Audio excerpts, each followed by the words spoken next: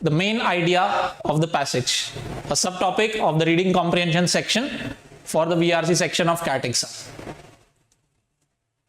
Starting off with our concept for today, let's try to understand what exactly is the meaning of the main idea of passage, this topic.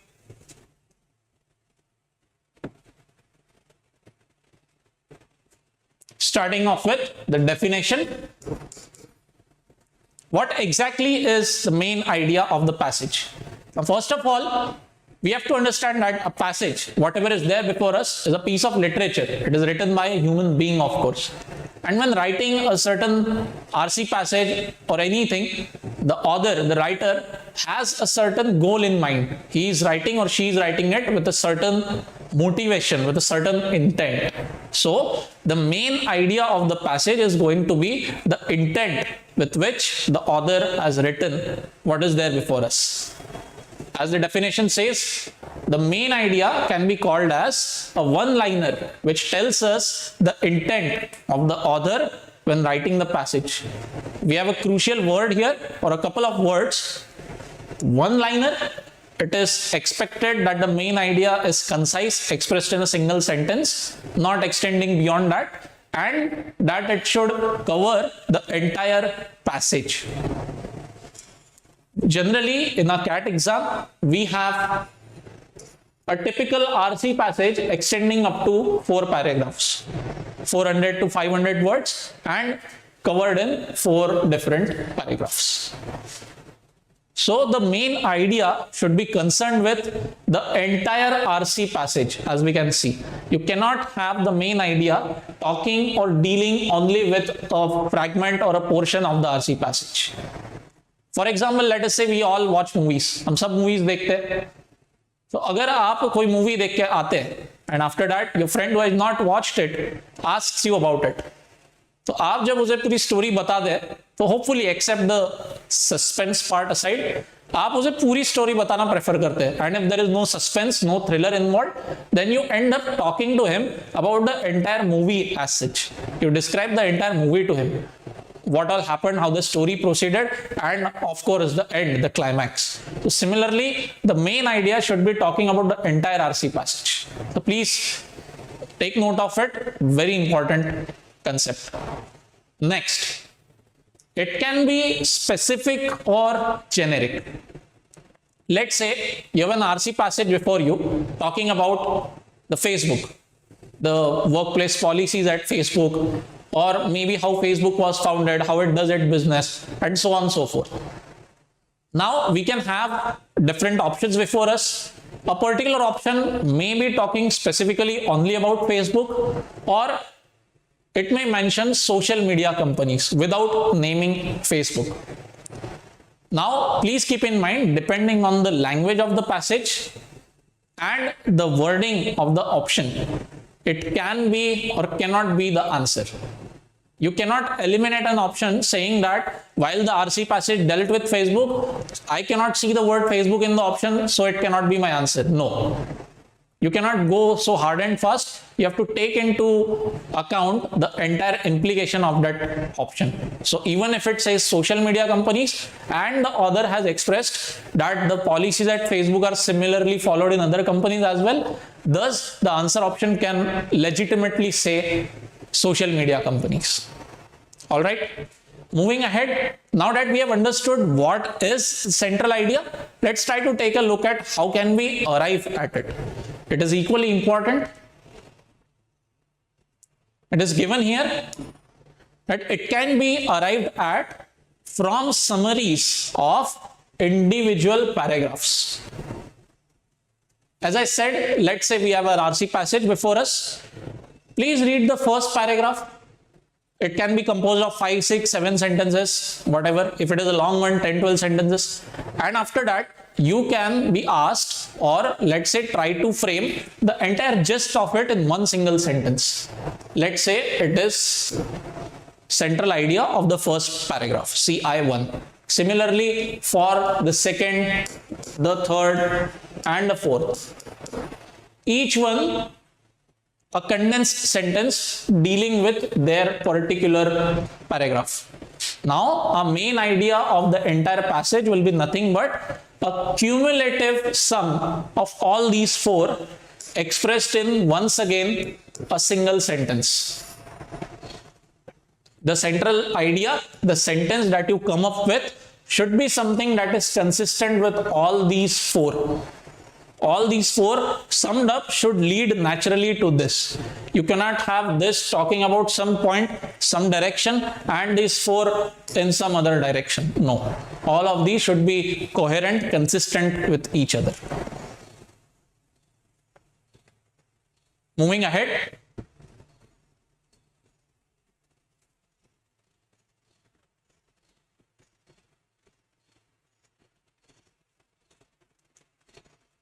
Coming to the framing, we discussed about trying to come up with the central idea, the main idea of the passage. Now, let's look at each individual step that may be involved in trying to arrive at the central main idea. How do we go about doing it? Now, RC passage, but natural. What is the first thing that is expected of you? Read the entire passage. Extremely important step. Now, of course, not a lot of people like reading an entire 400-500 word RC passage. यहां पर एक example लीजिए. आपने जैसे movie देखी है कोई, आपके फ्रेंड को आपको मूवी के बारे में बताना है. Now imagine instead of watching the entire 2.5 hour portion, आपने पहले 15 मिनट देखे, बीच के 15 मिनट देखे, and maybe closing 15 minutes देखे. Would you be able to relate the movie and its storyline as well to your friend? Of course not. आपको पूरी movie जब आप देखेंगे तभी आप उन्हें पूरी मूवी का नैरेटिव, पूरा सेंट्रल आइडिया दे पाएंगे. The same is applicable to our question, to our RC passages also. Given that there is a lot at stake, we have a very important exam that you would be preparing for. So, even though this may appear to be a tedious task, please keep in mind it has the key to unlock 4 or even 5 questions for you. You read the passage once, it can open all the 4 or 5 questions for you. So, read it carefully, read it with complete mindfulness. Then second, as we discussed earlier, we will try to frame the central idea of each paragraph and then later on club those together to form the central idea of entire passage. So that we would like to call as pre-thinking. Before going to the question, before analyzing the option, try to think by yourself. आपने movie देखी, आपको एक single sentence में वो convey करना है. What was the movie 3 Idiots about? The central idea behind it is that there is much more to life defined other than success, or chase excellence, not just material monetary benefits, something like that. Try to pre-think it. It may not be a completely grammatically correct sentence, okay, but something that captures the gist of the entire passage. And then lastly, it is an RC passage. Of course, you have the question, 4 or 5 options given to you. We will start off with eliminating the incorrect answer options. Eliminate all incorrect options. We are human beings. I believe that we are genetically or biologically much better engineered to find flaws in something. मैं आपको बोलूं किसी चीज में अच्छाई ढूंढी है, उससे पहले आपके दिमाग में उस चीज के बारे में 4 बुराइयां पहले ही आ चुकी होगी. Let's take that ability, let's take that strength and apply it to a question. Eliminate what is wrong there. Naturally, we will arrive at the best possible answer option before us. जिसमें सबसे कम बुराई है, वो शायद हमारा answer है. Okay. Moving ahead. Let's take a look at what kind of options, the different categories of options that can come before us. The first category is an option which can be out of scope of the passage. Let's take an example. We have an RC passage of 4 paragraphs. The first one is introducing to us what happened last year in 2020. Coronavirus pandemic happened. Entire countries went into lockdown and so on and so forth. So the first paragraph is introducing us to the COVID-19 pandemic that is happening or that happened and the different phenomena, the different changes that started taking place in the world. In the second paragraph onwards, the author may start off with telling us what happened in India. The central government imposed a lockdown in March, started off with it for a 2 or 3 month. Okay. So the second paragraph is detailing what exactly the lockdown in India looked like, and also its advantages, that thankfully, because people were staying home, the pandemic did not spread like a wildfire as it may have done in other countries. And then in the third paragraph, however, the author then comes to the problems, the difficulties caused by the lockdown, caused to the general public, the cons, the losses caused by the lockdown, migrant crisis, people losing their livelihoods, families split from each other, so on and so forth. And then lastly, the author concluding with some remark that it is a dynamic situation and governments and public must react to it or adapt to it accordingly in the best interest of everyone. Okay. Now, the question before you might be, what is the central idea of such a passage? And one of the answer options is talking about the lockdown situation or the response to lockdown in USA, United States of America. Now, as we can see, the entire passage was telling us about Indian situation, and the answer option is talking about American. Clearly, it is not in the scope of a passage. The author has stuck to Indian context, not gone beyond it. Hence, you cannot say anything about what may have happened in USA. It goes out of consideration. Such an answer option should be eliminated. Next, I hope you are with me so far. Coming to the next category. As we saw here, we have one paragraph talking about the advantages. There is another paragraph talking about the difficulties or the disadvantages of the lockdown. Now, one of our answer options may be talking only about the difficulties caused by lockdown to the general public. Let's say the answer option is saying the lockdown in India was a cause of great distress to the Indian common man. That's it. Can that be the main idea, the central idea of the passage? Of course not, because it is completely missing out on this very important part of the passage. It is only partially covering, partial in scope. Hence, it cannot be an answer option. Moving ahead. Next category. An answer option which goes opposite to what the author is trying to say.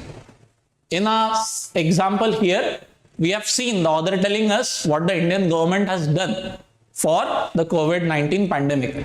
And let's say we have an answer option saying that the central government of India has utterly failed and done nothing to tackle the COVID-19 pandemic. Of course, it is going completely opposite to what the passage is trying to tell you. The passage has told us about certain steps taken by the government, and the option says government did nothing.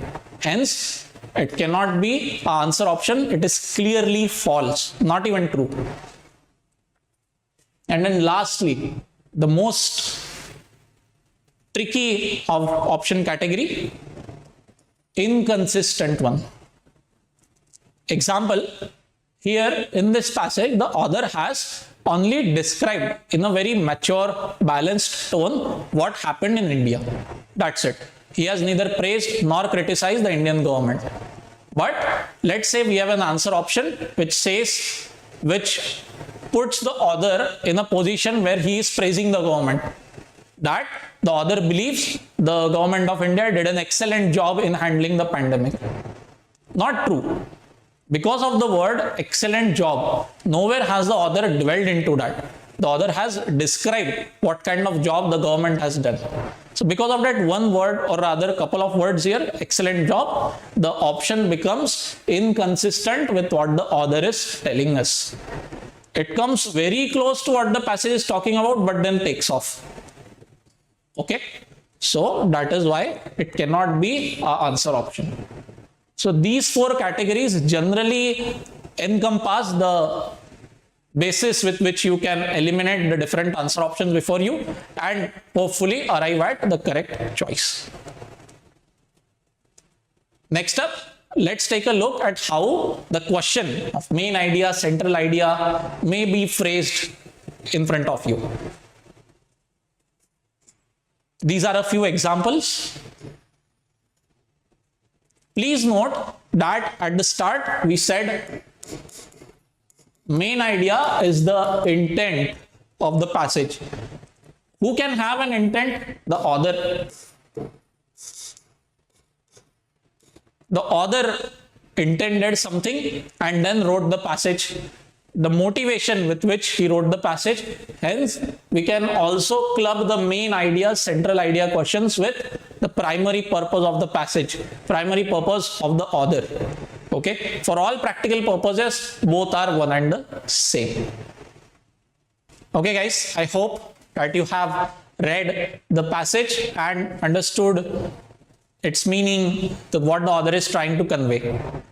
Coming to the first paragraph, let's proceed stepwise. Try to determine the central idea of each paragraph and then arrive at the central idea of the entire RC passage. Taking into account the first paragraph, what does it say? It tells us that activism by women, reform carried out by women, which kind? It is given to us in a particular period, the time period between 1893 and the Second World War. A particular category of women tried to reform the society. And what category was that? They were white, middle class women in United States of America for the given time period. What did they do? They worked a lot and won a variety of victories. In what? Trying to improve the working conditions for women and children. So the first paragraph is saying that women reformers, white, middle class, women reformers succeeded in a few reforms. Please note there is one keyword here. This word that I have circled, though. What do keywords like though, although, however, but, they serve to act as a kind of transition. If let us say the author has been saying or talking about a concept A, a point A, and then he uses the word though, however, then the sentence that follows it, let's say B, is going to be a sort of contrast to A. That is the purpose of words like though, however, but. Without these, the narrative flow would sound very inconsistent.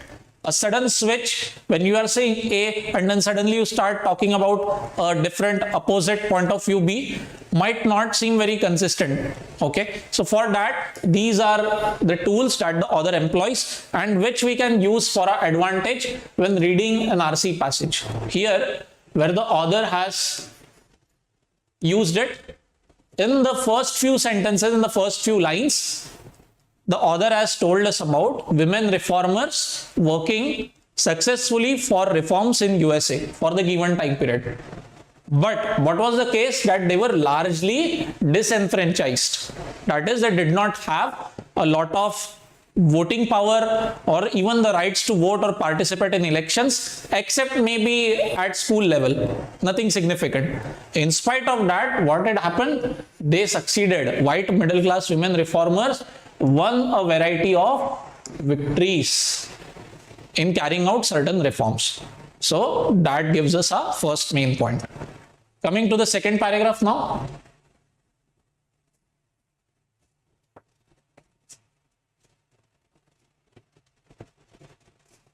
What does it say? We have another transition word used here, ironically. To reinforce it, another one, though. What happened? This is coming right after the sentence which is telling us about the success of these white women reformers. But in spite of this, what happened? a certain legislation, a certain rule or a reform in the society, what happened? It made women of two different categories pitted against each other, sort of rivals, competing against each other. What happened here? That to the reformers, to these women, child labor, whether it is happening at work or in industries, it used to be considered one and the same. For them, it was equally inhumane, equally bad, and hence must be treated in the same way. But what is happening here? A number of working class mothers did not always share this view. Women reformers, the white middle class women, think that child labor legislation should be brought, certain changes must be brought, but working class mothers do not share this view. Why? Because they want children to keep working, because the working class are not always financially good. They want as many members of the household working and contributing to the income of the home. But it has been given, the author tells us what happened. In spite of these desperate need by working class families, reformers did not understand this resistance.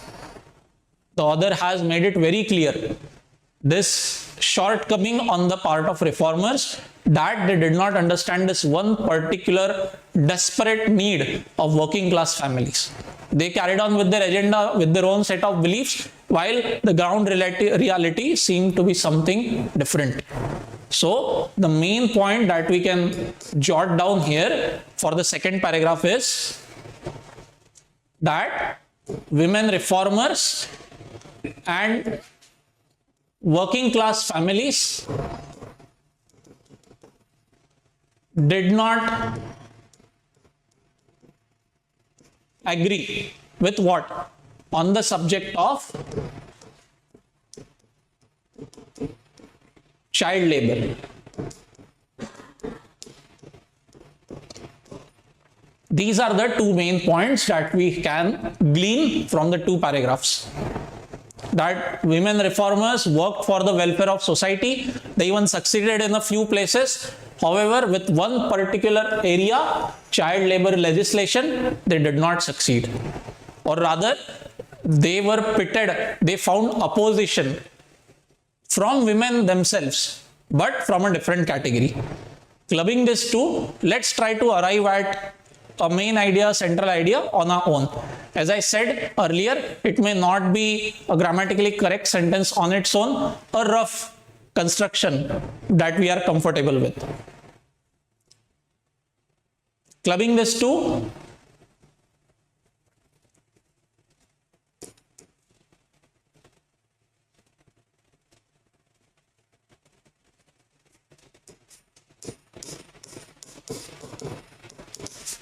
pre-thinking before going to the option. We do not have the options before us. What is the central idea that we have come up with on our own? That women reformers, white women preferably, although successful in a few areas,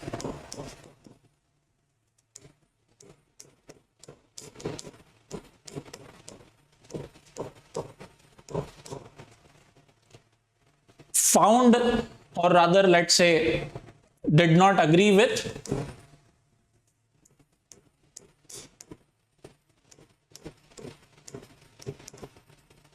working class families on child labor, on the rules governing child labor. If you are still wondering why the opposition between women reformers and the working class families was there, please remember that whenever legislations come, whenever stricter rules come, they act as a form of disincentive, as a way to discourage people indulging in that very act. So maybe before this legislation came, if you had 100 families engaging child labor at their home or maybe in their factories, maybe after this legislation, the figure may have come down to 75. So 25 children lost their job, which is of course a cause of worry for the 25 working class families, because they want all of the members working as much as possible. So Keeping this pre-think central idea in mind, let's now walk through the options.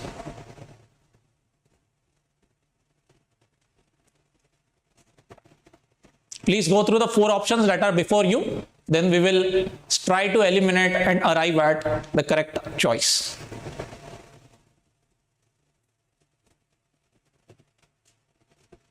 Coming to the first option,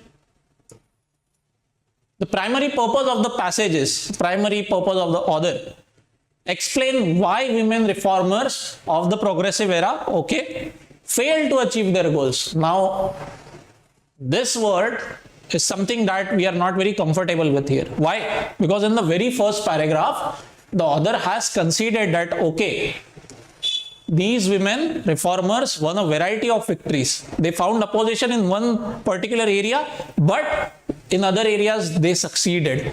But what is option A telling us? That they failed to achieve their entire goal set, which is wrong. This is something that goes opposite to the passage. One of the categories that we saw in option elimination, incorrect choices, that the passage is going in one direction and the answer option is trying to take you in the completely opposite direction. That is why we eliminate this.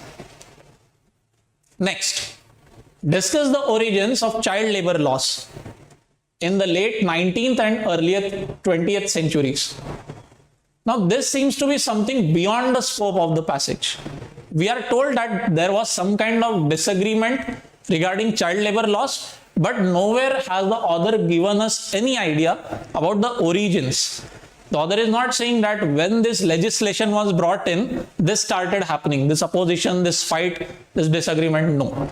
We only know that the disagreement regarding the law happened, nothing about the origin. Hence, B also out of scope. Not covered in the passage, we do not have sufficient info. Next, C. Compare the living conditions of working class and middle class women. Now, this is where this single word changes the implication of the option. Compare the living condition. Not really. What has the author done? Largely through the medium of second paragraph, he has told us about the disagreement between the working class women and the women social reformers of the white community. He is not comparing the living conditions. He is pitting the opinions of the two categories against each other. That is why this is something which is inconsistent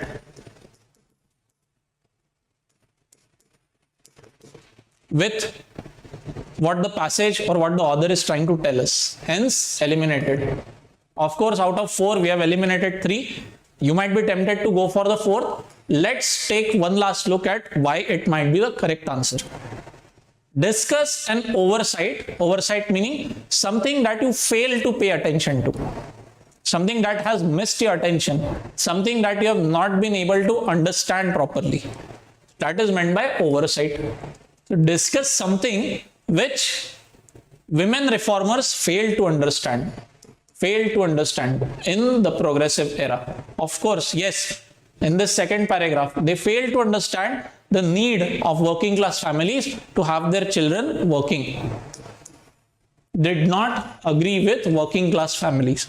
And we are given here, reformers rarely understood this resistance by working class families. Hence, option D becomes the right choice. I hope this gives you a good and clear idea about how to arrive at the answer. Thank you. One of the most popular question category as far as RC section in different entrance exams is concerned. It is called as data-based questions. These generally comprise the simplest questions that appear at the bottom of any RC passage that is given in the exam. Now in the CAT exam also, even though we have different question categories coming in, such as summary questions, central idea questions, inference-based questions, data-based questions still make their presence felt. Over the years, the weightage or the number of database questions that have appeared has gone down, but still they have not completely disappeared. In other entrance exams, they still take up a sizable chunk of the entire RC section. Now, these generally are one of the most or rather, let's say the favorite category of questions for all CAT aspirants or for other exams as well.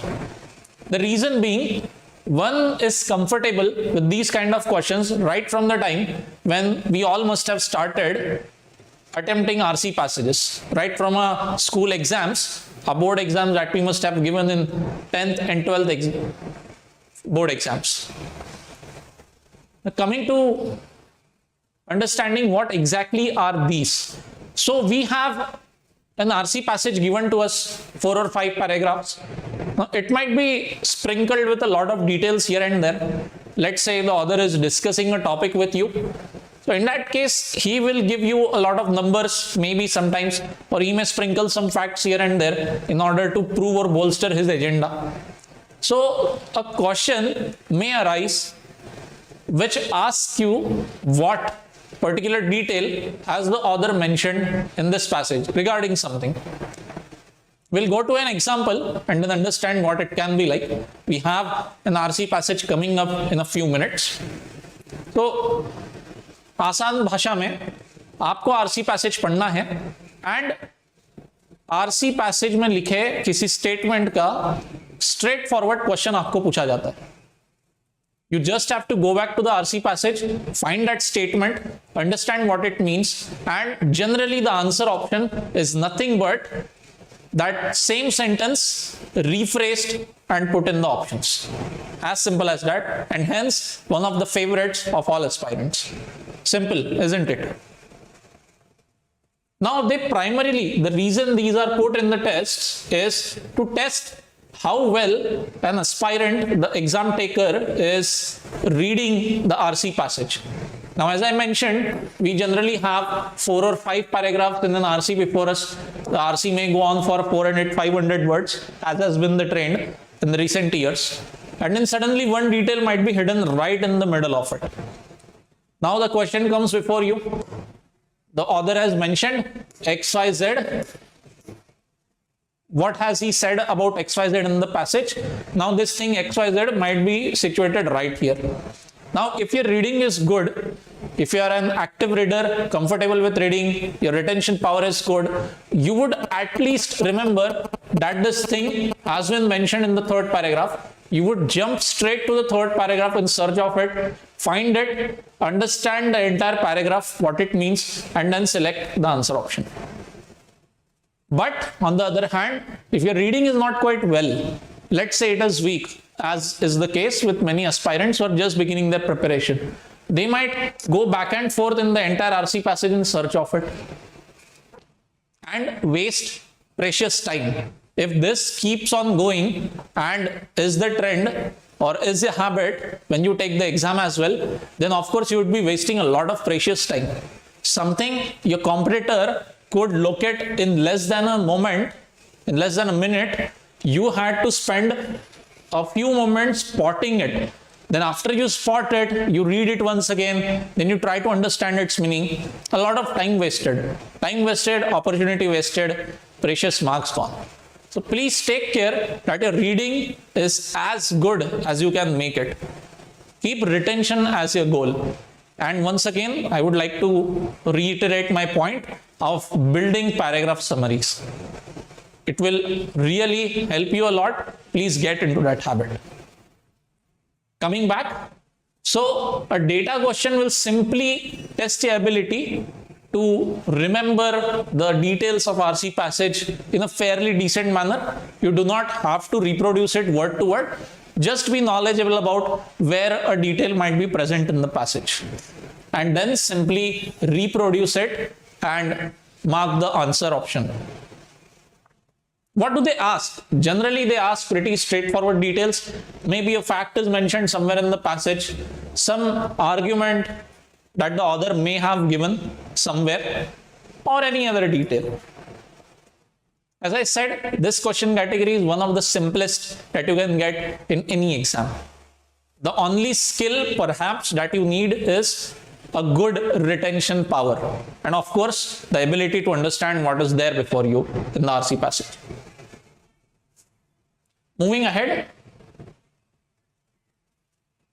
now you might wonder how are they worded. So these are a few examples of how a data question might be worded. According to the passage, dash and dash does what? XYZ does what? The author has mentions which or what thing to prove something else. In short, these questions will generally fall in the category of or be worded this way. You will find something which can simply be answered by what or which. Just like in macro idea questions, central idea or the purpose, those question categories generally fall in the category of how. How has the author tried to prove his point in the passage? Okay, so all these fall in the macro idea category, summary, central idea, but a database question will generally be worded this way, as you can see. All right, and the skill that they need is to understand, ability to locate the detail properly without wasting a lot of time, and then simply 99% of the times the answer is nothing but that same detail written in a rephrased manner. Meaning active का passive में हो सकता है शायद, या passive का active में लिखा हो सकता है. You get the gist. Okay. Now database questions can be largely classified into two categories. Let's take a look at what these may be. Okay. First of all, they might cater to a specific detail that is present in the passage. As I told you, we have 5 paragraphs before us. A question might be concerned about one particular sentence written in the 3rd paragraph. So that is something, let's say that XYZ thing is not mentioned anywhere at all in the passage. It finds only one mention in the entire passage. And if you have a question regarding it, it is of course of a specific kind. So what you have to do is simply find that part where it is mentioned, understand it, and as you can see, it can be looked up. You can find it specifically at some place, and then your answer is nothing but that same info which is rephrased. Now, these are generally the most basic category of question, specific one about an entity that is perhaps mentioned only once or perhaps twice in the RC passage. Now, moving ahead, coming to a bit more difficult category. Then we have general type of data question. Now let's say you have an RC passage dealing about some topic and the author is talking about it all through the 4 or 5 paragraphs. He has mentioned something here, so here, some supporting arguments here, and then concluded about it. And then let's say the topic is something X. And then the question is something like, what does the author think about X? Or what is the author's opinion about X? Then unlike this category, you cannot spot it in only 1 or 2 finite places. It is something you can find sprinkled all across the RC passage. So in that case, it falls in this category of general type. Here, you have to take into account the entire RC passage. You cannot stick to the author having said something in the 2nd paragraph and then form your opinion or your answer option. It would be very wrong. You have to read all throughout the passage, also take into consideration the conclusion with which the author is ending something, and then mark your answer. As you can see, it cannot be looked up in a specific area. Okay?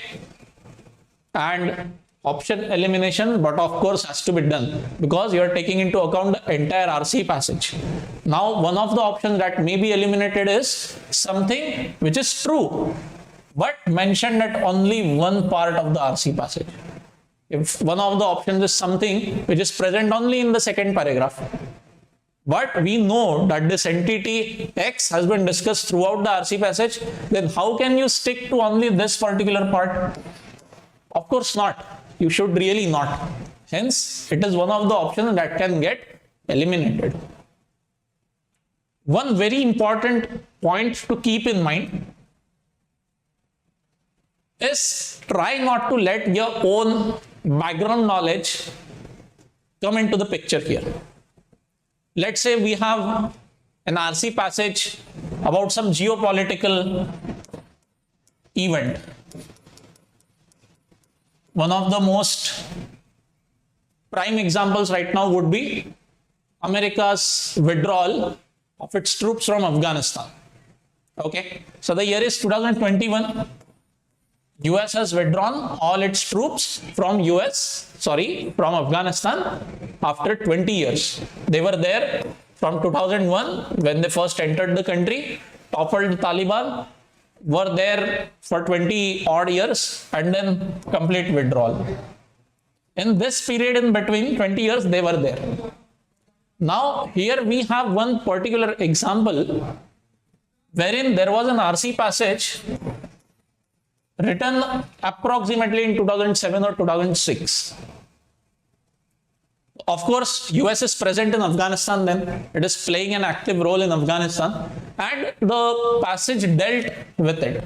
That, okay, US has to do this, US's responsibility is this and that, and so on. And the passage also ended on an open-ended note that the situation is evolving. America's response must be suitable according to the shifting patterns in Afghanistan's political scenario. Okay, all right, very perfect as far as 2007 was concerned. And a particular question followed as to what does the other thing US should do. And the student who attempted this question, he brought his background knowledge into play that US has withdrawn from Afghanistan, it has no role to play in Afghanistan anymore, and he marked it as the option. Of course, it was wrong. It is true as far as the year 2021 is concerned, but we are not concerned with what is happening in 2021. We are concerned with the RC passage that we are trying to attempt. And if it was written in 2007, then our minds should also stay in 2007 and in the information that the author has provided us. Please do not let your personal biases or any kind of additional information that you might have. It's good to be knowledgeable, but it's even more important to not let it come into play when it should not. Okay, I hope the concept is clear to you, so we can move ahead to a practice RC passage.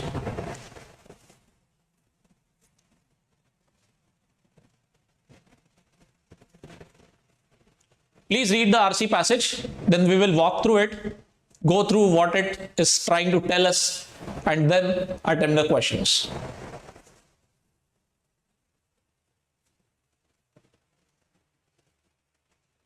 All right, coming to the RC passage, it is split into two paragraphs. We can clearly see that the narrative is split into two very clear areas. The first paragraph is dealing with USA. Okay, entire part here, the entire paragraph. We'll start reading through it. That Donald Trump's win in the US presidential election has lent the dollar new wings. And of course, as we can see, even if something gets wings, it means that it will fly. And in literary terms, if you fly, it means that you're increasing, you're progressing along some trajectory. So dollar getting wings means that it is going to rise, it is going to soar. And that is what exactly has been written here, that it has soared against most currencies, including the Indian rupee. And the expectations have also been given to us. Now, one of the ways to actively read such an RC passage might be to pause at a particular sentence. अब यहाँ पर रुक कर देखिए, या फिर let us say here, okay, these two sentences have told us about the position of US dollar. It is increasing because of a particular phenomena, incident that happened. Okay, what can happen after it? The author has not used any kind of word like but, however, okay, although. It is still continuing. So of course, if we are talking about dollar doing well, there is no mention of but, however, though, although, whatever. So in that case, we will expect the same narrative to proceed. He is saying that the dollar is doing well. Okay. Maybe he will go on to give us some additional detail about it. Or maybe he will talk about something larger at work. Dollar is a part of economy. And yes, that is what is happening here. The author is talking about all through economy. what is the expectation from the American economy here? That some economists predict that GDP growth will go up in 2017. Mr. Trump could benefit from smoother congressional backing. Overall, an entire narrative is about USA, America, and the evolving situation there.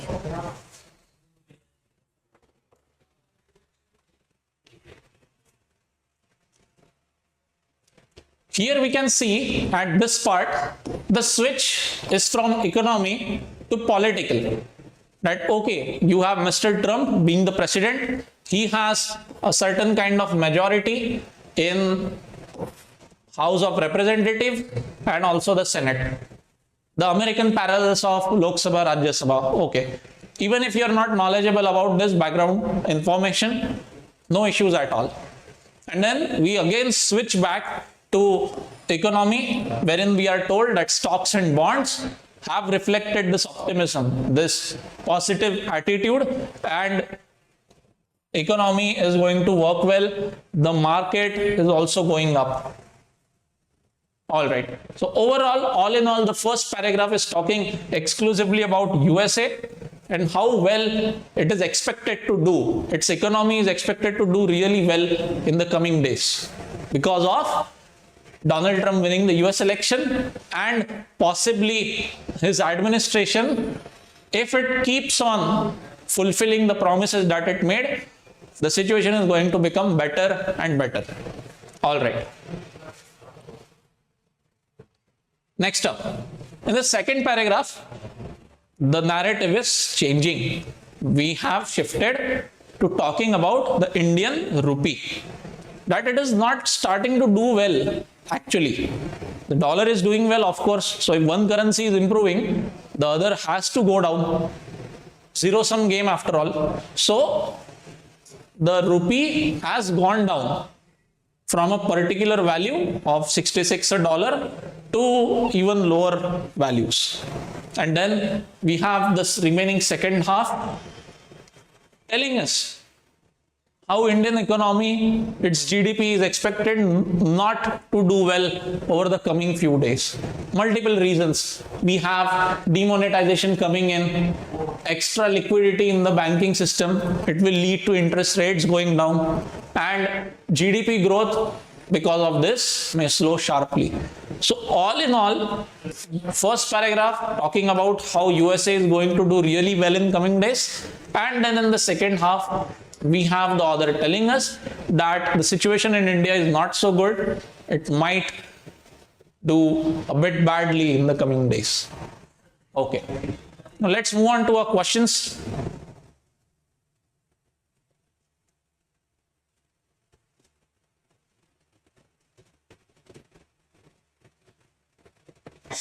Please read the question. According to the passage, data question, of course, against most of the currency, the value of US dollar has done what? Okay, we have it given here straightforward to us.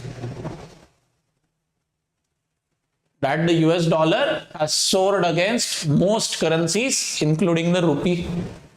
The value of US dollars against most of the currencies increased, soared, gone up, increased rapidly, not just in a normal trajectory, but rapidly, just like a bird takes off. Hence, a very simple, straightforward answer, option D.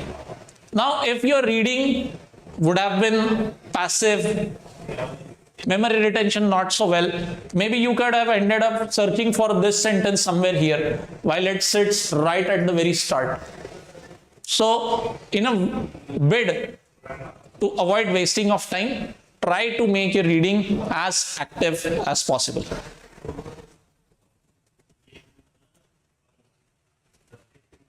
Moving ahead.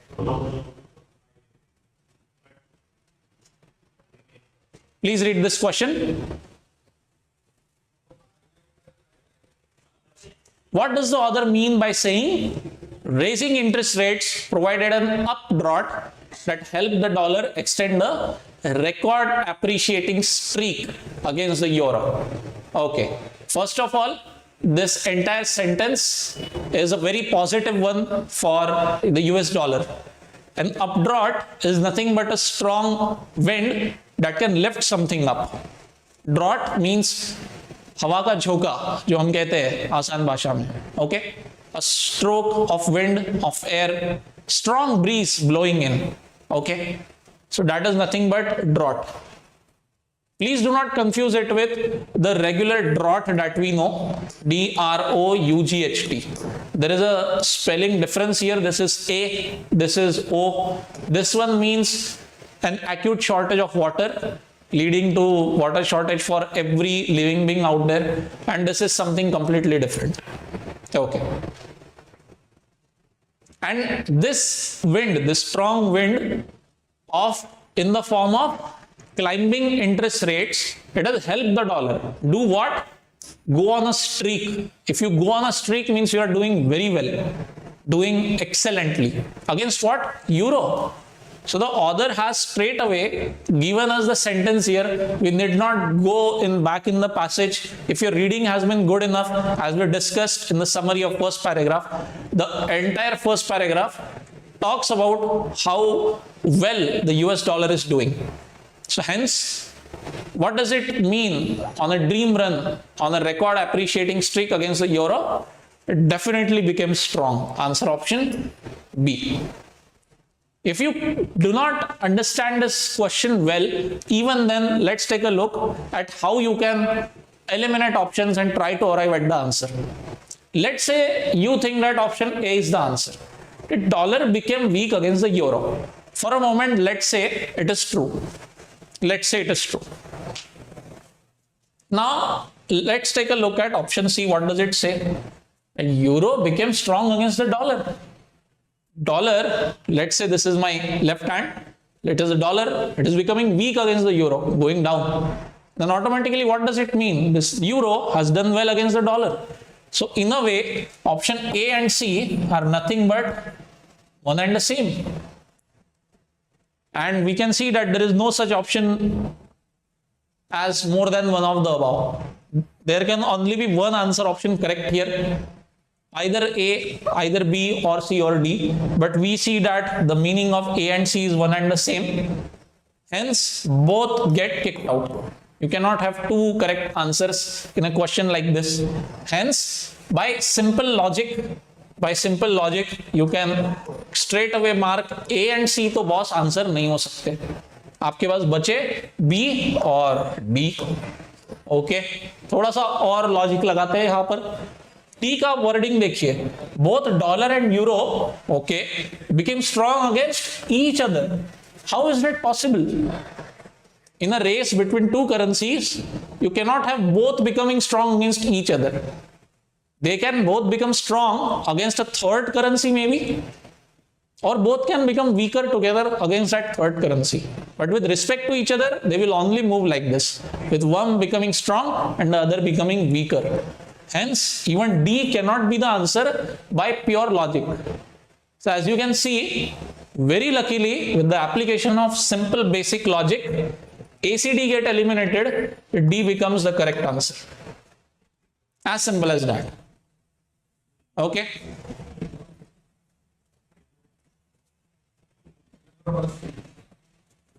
Let's take a look at the next question.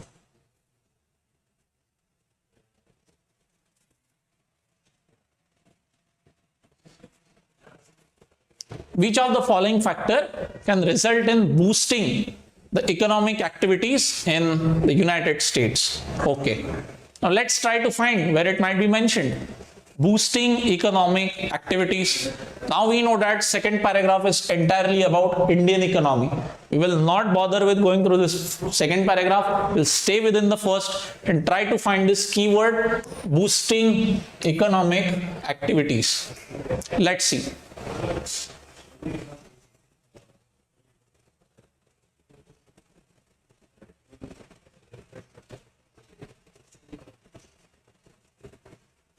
To boost economic activity. Now what is happening? That in fact with the Republican majority in both House of Representatives as well as Senate. What could happen? Economy could get a boost. And which of the answer option is given? Answer option C. A Republican majority in both the House of Representatives and the Senate. As simple as that.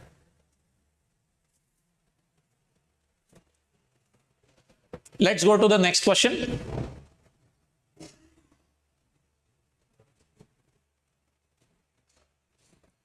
Which of the following reflects an optimistic outlook for the growth of US economy? Okay, here we have another keyword coming in. Optimistic outlook. Let's try to find where it might be placed in the paragraph.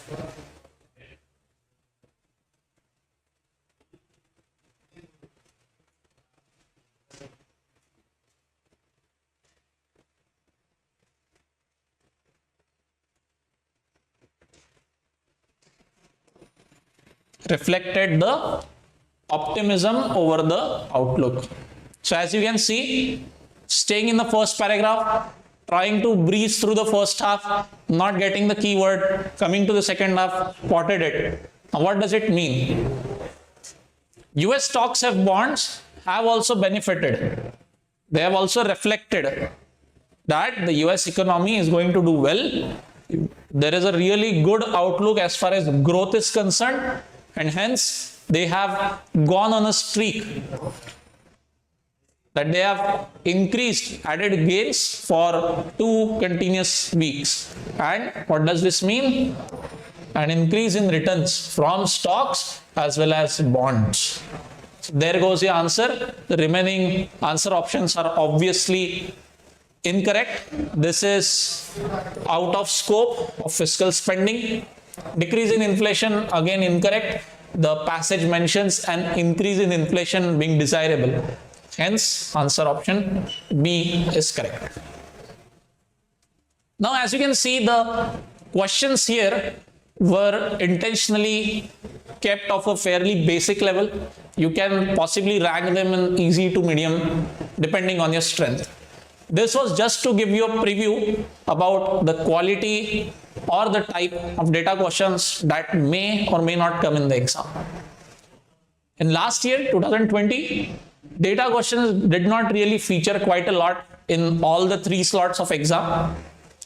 They used to feature quite a bit in 2017, 2020, but not, 2017, 2018, but not so much in 2020.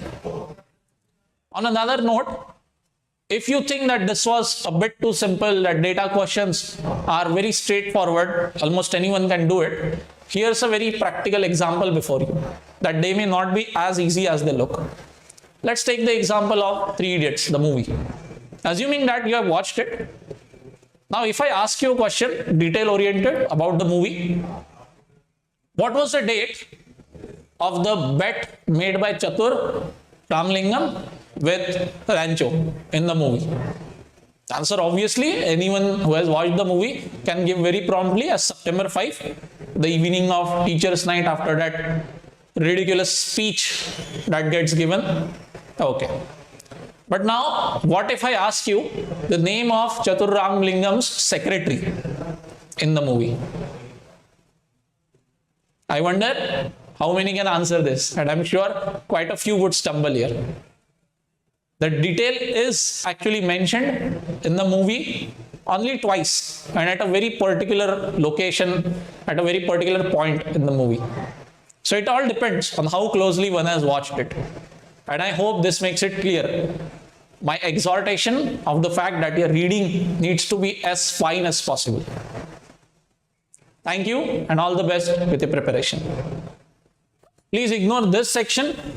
It is my error that I should have learned this part. And also let's not think about Preeti. But the part that I want you to focus on lies in here.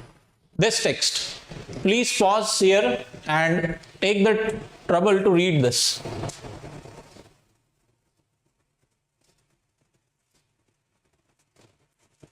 Another one, very popular movie. Please read this part again.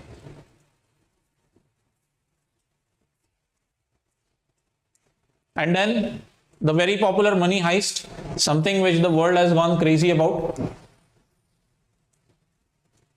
And then lastly, this part. So what is unique about all the sentences that I made you read just now? This part as well as this one.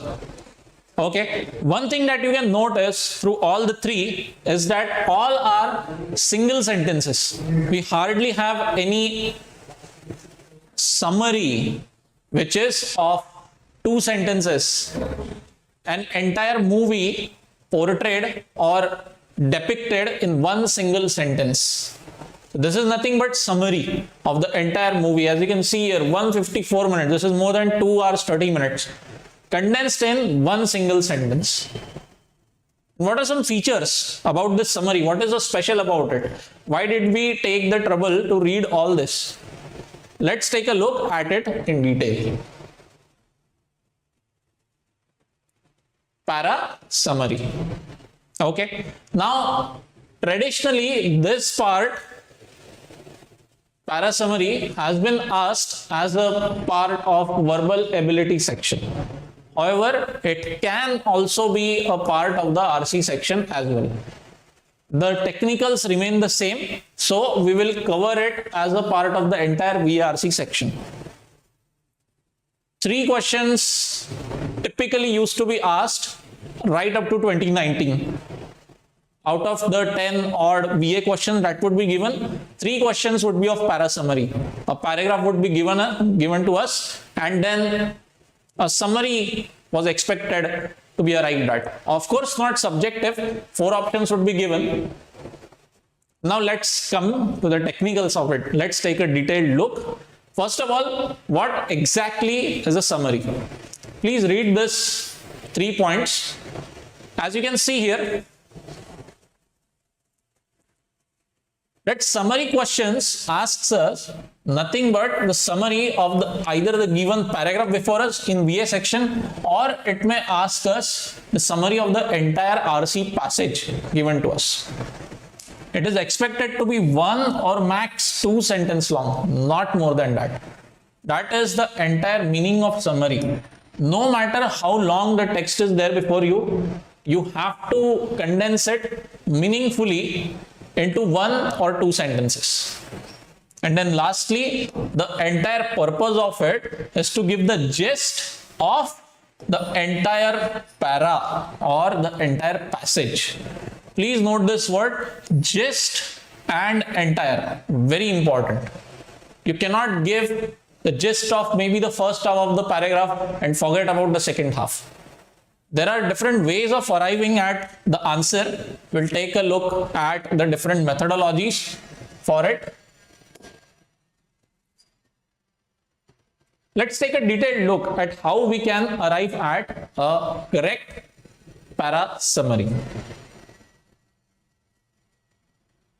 First of all, obviously, one is expected to read and understand the given paragraph completely. You cannot proceed by reading maybe the first couple of sentences and then the closing remarks and forget about the rest. As we saw in the case of central idea, main idea of the passage, one cannot arrive at the correct summary, correct main idea by just breezing through it. You have to take the trouble, the time to go through it completely. Just take the example of a movie that you may have watched recently. Let's take a very own favorite, Kabir Singh, for example. Now, if a friend asks you for a summary of the movie, what do you do in that case? Okay, we first of all give the gist of the story. Of course, yes, it is a story based on romance. There is some drama in there. Okay, what you do not tend to do is you do not spoil the movie for your friend. If it is a thriller, if there is an element of suspense involved, you do not disclose suspense if you are a good friend. Okay. Secondly, one does not give a lot of detail unless you want to make your friend sit down with you and then spoil the entire movie for him. If your goal is not that, what do? You just tell him a couple of sentences or maybe one scene of the movie at max, which you may have liked, and that's it. You close it then and there.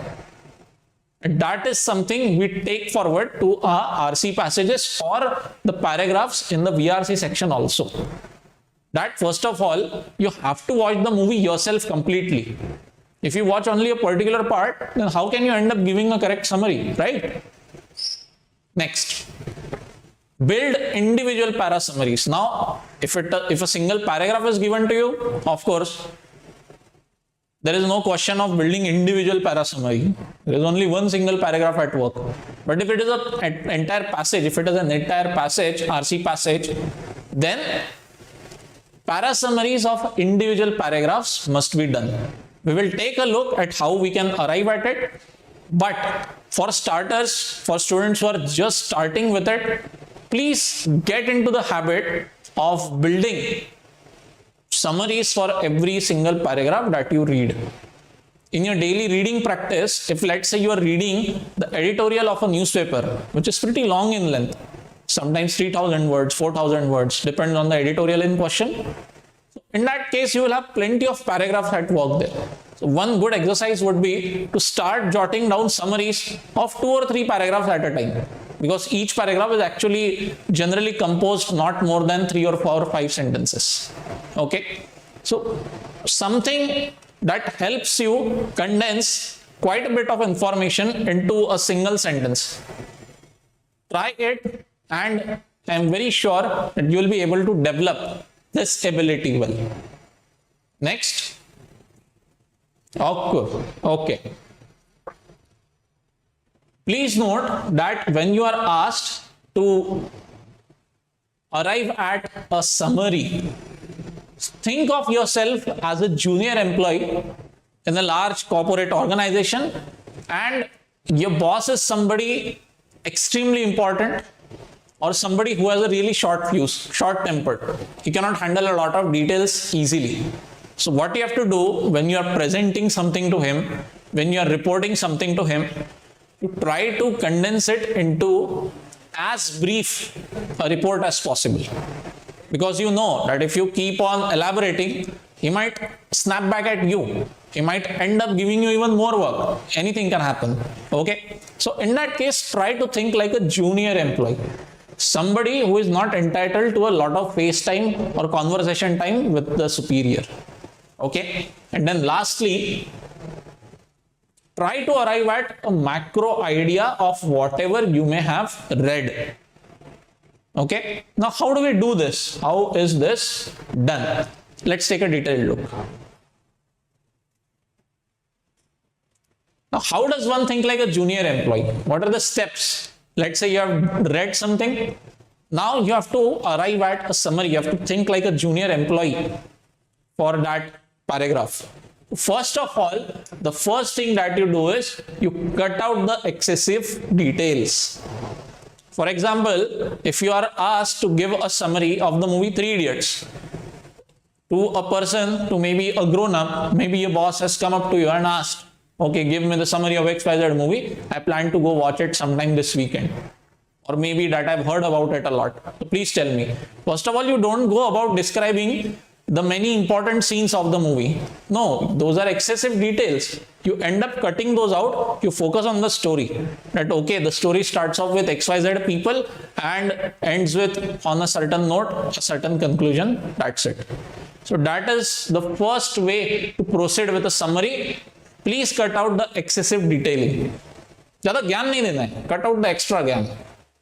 Next, similarly, avoid giving specific examples. As I said, you do not keep on narrating a particular scene that you have liked in the movie. No, you don't do that. You're asked to give the summary of a movie. You focus on the story at work. Okay, that's another thing. If it is a bhai movie, then there is no story to tell. You can only tell some scenes, but thinking that it is not a bhai movie, then what happens? There are plenty of specific examples that you can cut out and yet stick to the main story. Don't forget the main issue at work. Okay, in cutting out the excessive details, in cutting out specific examples, try to stay in a reasonable zone. You cannot give the summary by throwing the actor out, right? Okay, so similarly, you cannot have a good summary where you're not talking about the main issue at all. Your summary should have the hero and the heroine of the story both. Okay. And then lastly, extremely important precaution. Watch out. Please don't do any kind of generalization. Now, what does generalization mean? Let's say there is an RC passage on the recent withdrawal of troops from Afghanistan of United States. Okay. Now, in that situation, the author may have written an article, an editorial, where he is giving his opinion on whatever happened. Okay. Now, in that case, he may be dwelling specifically on Afghanistan. That okay, USA entered in so and so scenario, made so and so promises, and then alas, it had to withdraw completely, somehow saving its face in 2021. Okay. Now, one of the answer options for this RC passage, for this editorial, for the summary question might be talking about a situation where this happens completely all around the world. That okay, US tends to invade a country, doesn't do well there, and then ends up withdrawing from there after 20 years. In that case, what has the answer option done? Even though the RC passage had dwelled on Afghanistan specifically, it is taking that example of Afghanistan and applying it to the entire world, to almost all the countries where US may have gone with its military. So that is a case of generalization, and that you cannot do unless and until the author mentions something about other countries as well, or other experiences of the US military as well. If the passage dwells only on Afghanistan, then your summary should also stick to Afghanistan. Okay? You cannot generalize. Please keep this in mind. Next. Now, in summary questions, rather than trying to arrive at a correct answer yourself, we apply option elimination.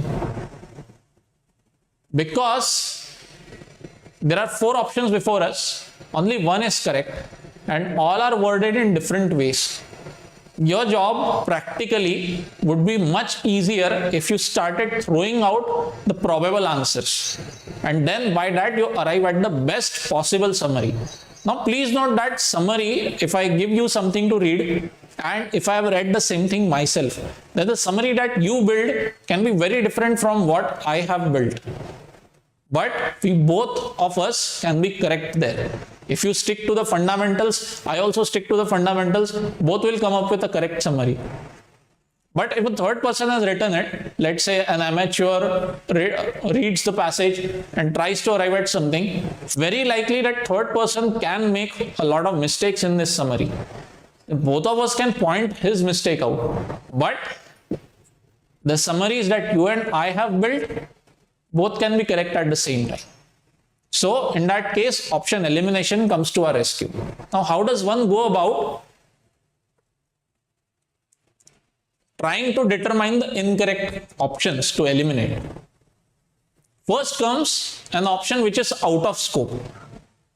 Now, as I told you that there can be an RC passage which is talking about US's role in Afghanistan. Okay, and the RC passage sticks to Afghanistan only. Now you have an answer option where the answer option says that brings in Vietnam. That US military's experience in Vietnam and Afghanistan was similar. US ended up withdrawing its troops. Now that is something that is completely out of scope of the passage.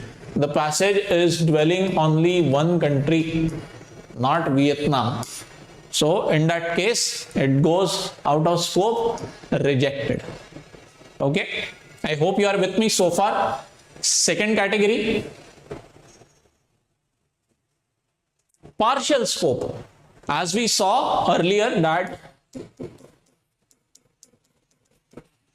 the entire passage, the entire paragraph has to be taken into account. Your answer option cannot reflect only one half of the given passage, given paragraph. and then forget about the rest. No. It should round up the discussion completely. Okay, you cannot give every single detail that might be there in the second, third, or fourth paragraph, but essentially it must comprise the entire discussion that is going on. So in that case, if your answer option is something which is only partially dealing with the passage, only the first half or the latter half, forgetting about the other part, then it becomes partial scope, very, very strongly eligible for elimination. Extremely rarely will you come across a case where you select an answer option which is partial in nature.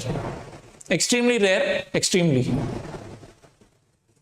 Then next comes the opposite category. Of course, if the passage, let us say, is critical of something, okay, that US should not have withdrawn so abruptly from Afghanistan.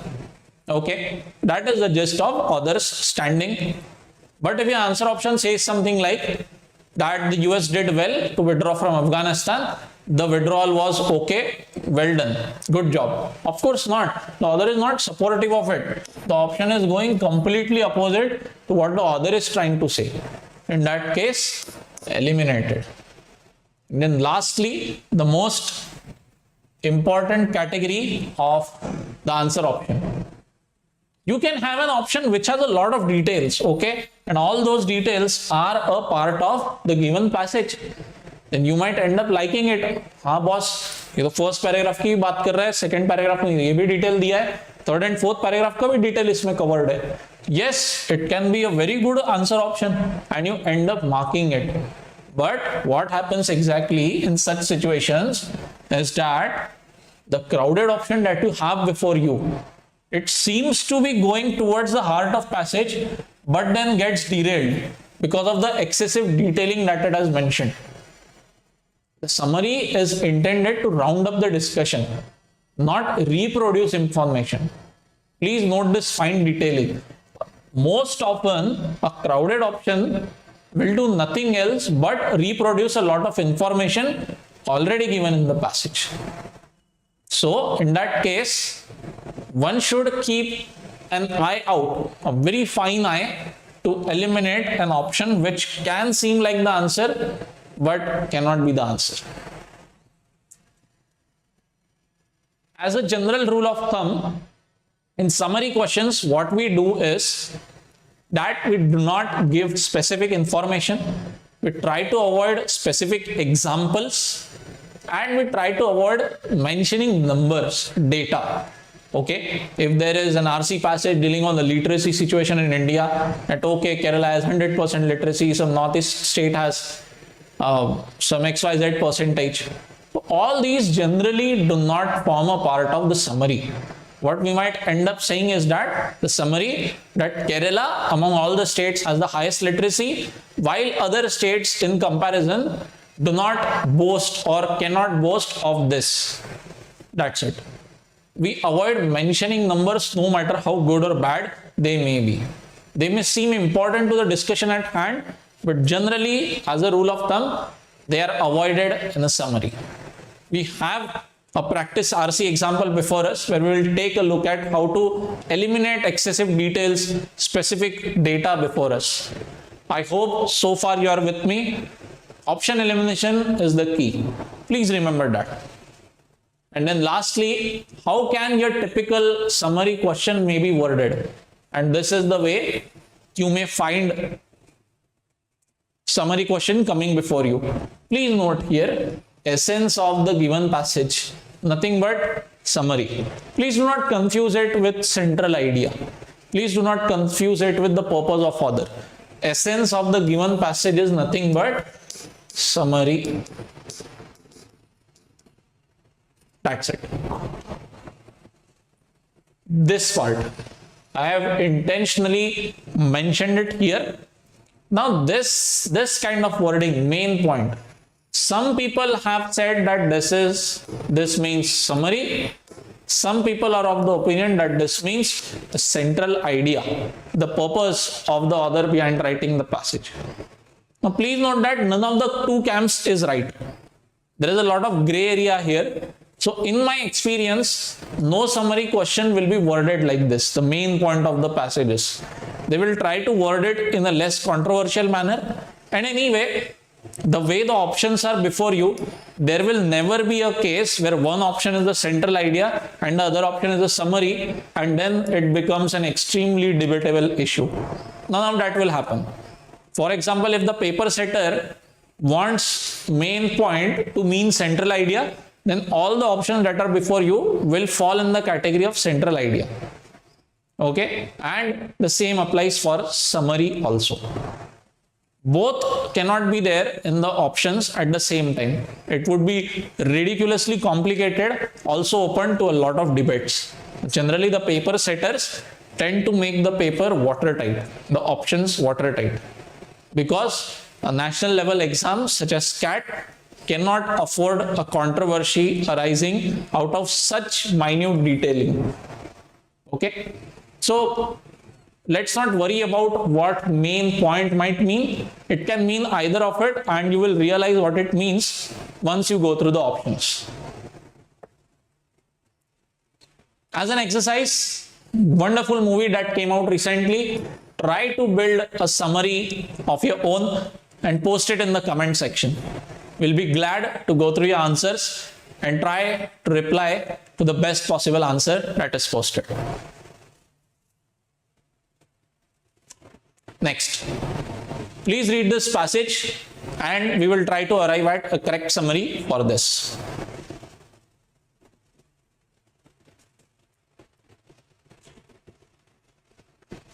All right, I hope that you have read this. Now, there is a lot of data, information, detail before us. Allow me to split this for you. Okay. I have done nothing but split the sentences of the previous paragraph before us, and now we will try to arrive at a decent summary for it. Instead of trying to jot down a summary on our own, what we will do is try to throw out the excessive details. As we saw in the previous slide, no excessive details, no specific examples or numbers. As you can see, we have a number here. Okay. What does it say? For each of the past 3 years, temperatures have hit peaks, meaning that they have reached record high, which have not been seen since the birth of meteorology, the study of weather. Okay, and probably not for more than 110,000 years. So what we can see here is that, okay, for the past 3 years, we have seen temperatures which are record high, end of story. Need not go into this detail. Need not go into the birth of meteorology. कब से नहीं देखा, ये सब additional information है. Your boss does not like to hear it. What your boss would like to hear is that for the past 3 years, temperatures have been excessively high. That's it. Okay. Now, what do these temperatures not cause? They don't cause storms like Harvey. Okay. Harvey is the name of storm given here. Storms are tend to given very catchy names. Harvey, Katrina, something like that. Okay. And what does it say? That there have always been storms and hurricanes along the Gulf of Mexico. Okay, boss, रहता होगा. हमें क्या करना है? This is excessive details. Try to avoid. This, in comparison, is an extremely important part. That these high temperatures do one thing. They make the storms wetter and more powerful. Yes, boss. This is the gist of the first 2 sentences. That high temperatures seen recently have the power, have the capacity to make storms wetter and more powerful. Okay. And then in the next 2, 3, 4 sentences, we are given the mechanism. Okay. These are details. ये हो कैसे रहा है? आपने पहले 1-2 sentence में ये तो बता दिया कि बॉस हाई टेम्परेचर से आपके स्टॉर्म्स पावरफुल हो रहे हैं. And if your boss is interested, which we suspect he might not be, he may ask you कैसे, explain it to me. Then these 3 sentences are the mechanism, the explanation. But our boss is not interested. What he is interested is in summary. So he will not bother with the details. कैसे हो रहा है? He is concerned about this. Okay. High temperatures are causing powerful storms. Okay. Now again, one thing that we can note here is more numbers coming in, 3% increase. Okay. Half a degree of Celsius. Again, specific details. We'll try to avoid this in a summary. Now this is a specific information that is given to us. Desirably we will avoid this, but there is a chance that maybe our answer option features this. We are not very hard and fast that boss ये नाम आना ही नहीं चाहिए, हमारे summary में ये नाम नहीं चलेगा, ऐसा नहीं है. Try to arrive at a summary without mentioning this specific information, because as we can see, these three sentences are nothing but details, detailed explanation about the original phenomena. And then lastly, what do we have here? Very important information that okay, human related global warming has done what? It has melted glaciers, it has caused an excess volume of seawater. Okay, and this is what makes storms wetter and more powerful. Global warming causing record temperatures, which in turn causes more and more powerful storms. Simple, straight and simple. We can try to arrive at a summary like this, wherein we have skipped all these detailing. Again, some numbers you can see. Sea levels have risen 20 centimeter. Okay, be it 20, be it 50, a summary should avoid such specific information.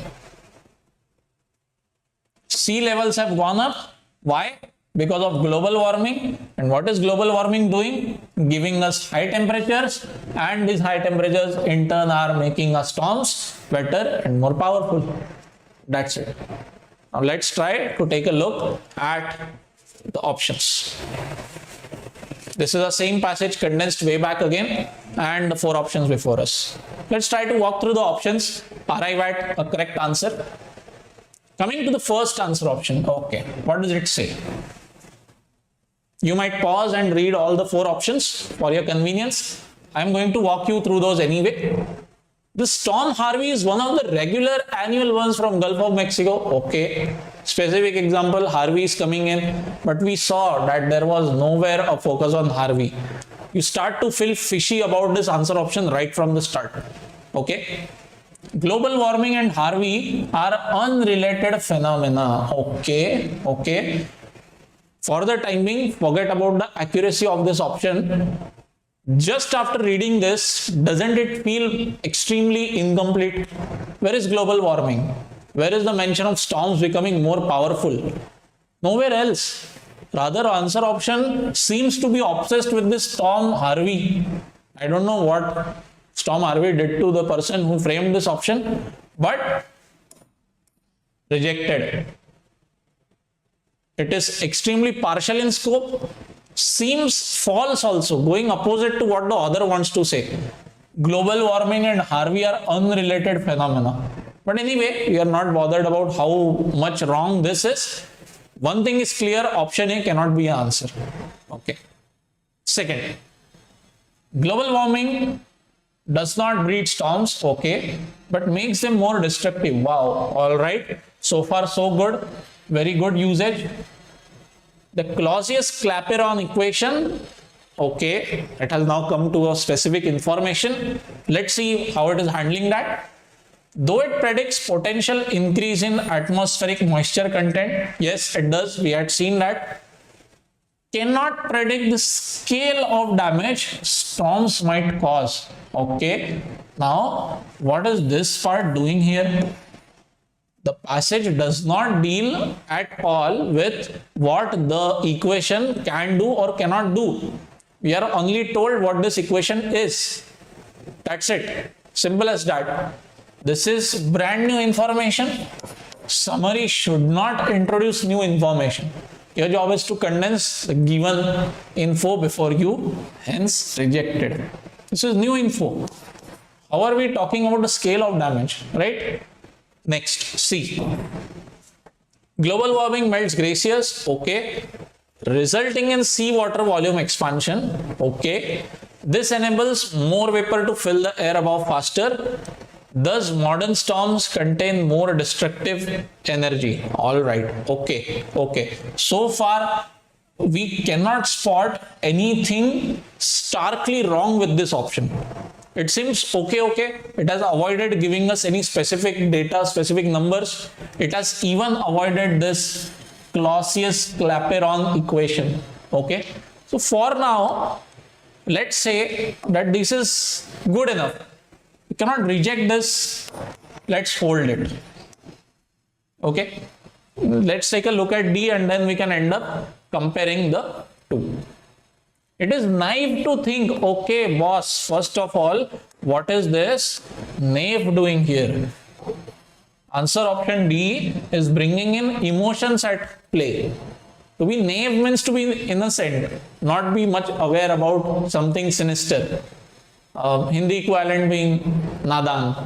Okay. So, what does it say? ये नादानी की बात है. What? Rising sea levels and the force of tropical storms are unrelated. Meaning, sometimes naive also means wrong.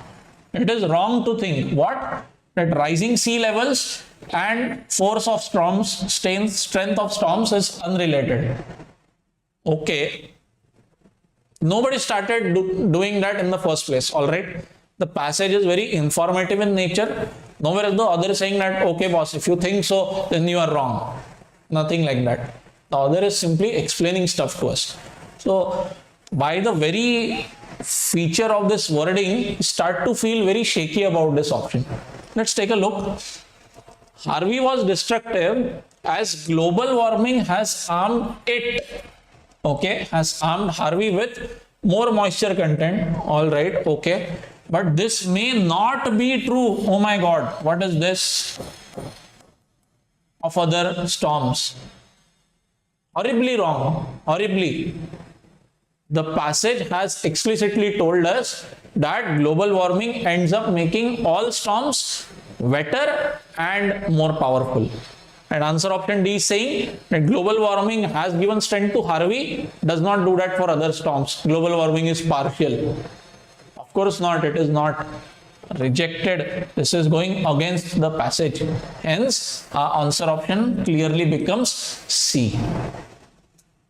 Okay. I hope that you understood the way we started throwing out the incorrect answer option and thus arrived at the correct answer. Please go through the answer options once again for a better understanding. And then we now can move forward with our next passage.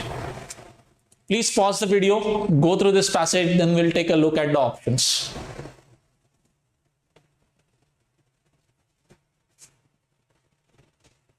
All right. What does the passage say? It is dwelling specifically on one single insect. Very lengthy name actually. North American walnut sphinx moth caterpillars. Oh my God. Oh my God. Okay. Okay. For the sake of our discussion, let's just call these guys North American caterpillars. Okay, sir. Done. North American caterpillars. What does this do? Okay, they might look like an easy meal for birds. If birds ko bhook lagi, they will attack these caterpillars, gobble these up. Poor fellows, right? But they have a trick up their sleeves, meaning that ये caterpillar भी इतने नादान नहीं है. They are not so naive. What they will do is they will do something in their defense. जान सबको प्यारी है boss. What they do? They produce whistles that sound like bird alarm calls. And what do these end up doing? Scaring away potential predators. And in this case, what are the potential predators? These birds. Birds eat insects, right? So these guys apparently produce whistles, something which sounds attractive, but ends up scaring these birds away because those whistles sound like bird alarm calls.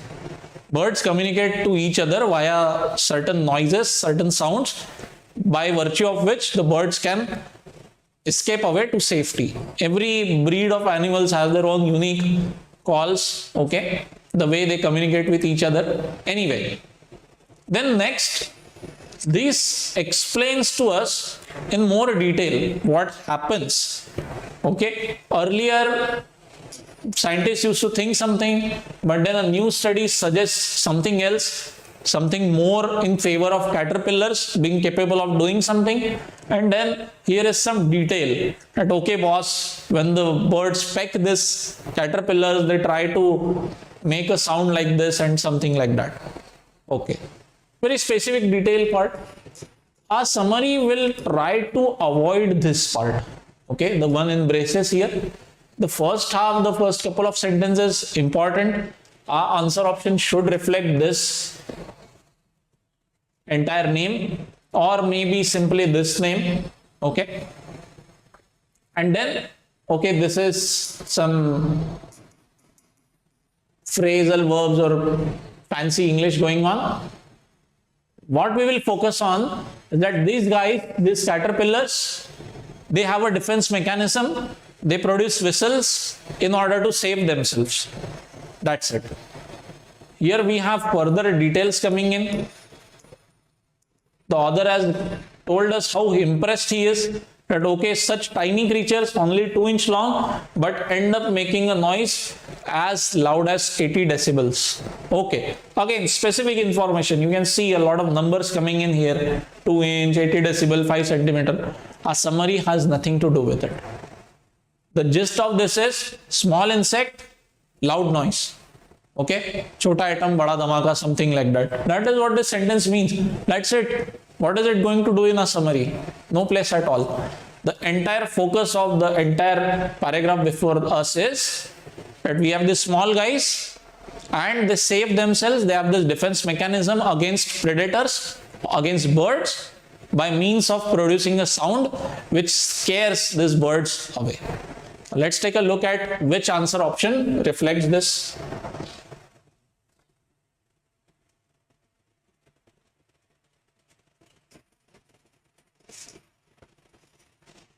Okay, please go through the answer option.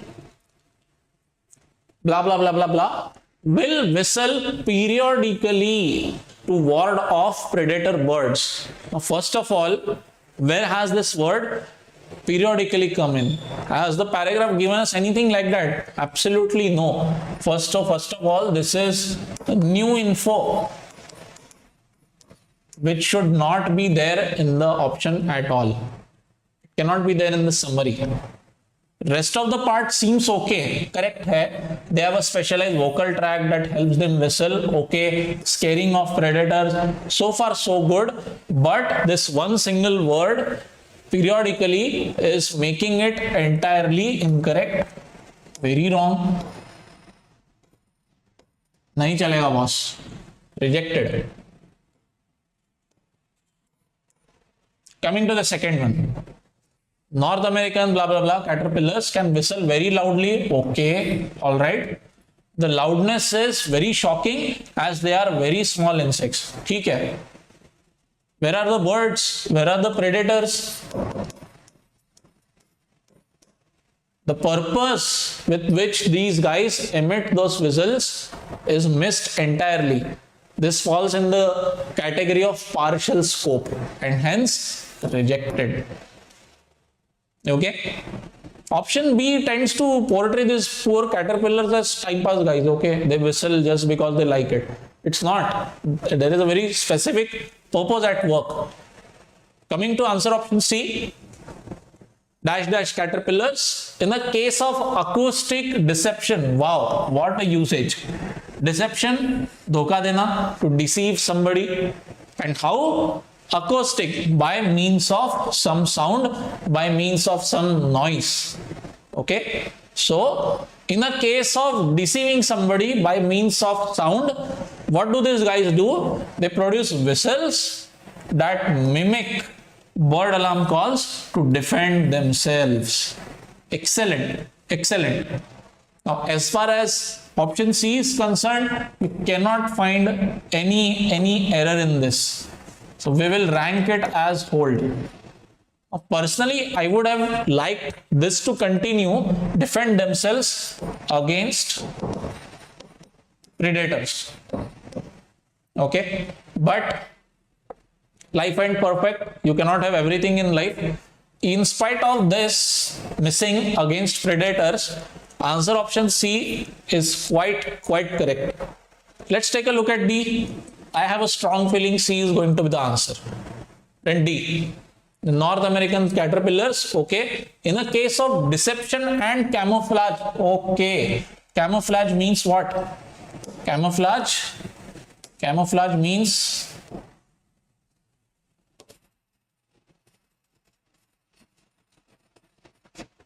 hiding in nature with a clever use or deceiving with the use of the colors that are there in the surroundings. For example, we have these guys chameleons, okay, and we have all read that they change their colors according to the surrounding, blending in perfectly.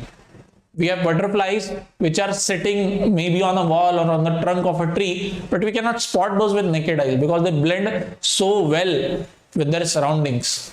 So that is the case of camouflage. Soldiers wear those green patch uniforms. Why? Because it helps them hide themselves in wild surroundings, in conflict areas. Okay? The same thing is at work here. It is saying that these guys have a case of deception. Okay, yes, the deception is working there, but introduce an entirely new thing called as camouflage. Cannot have this here. This is new information.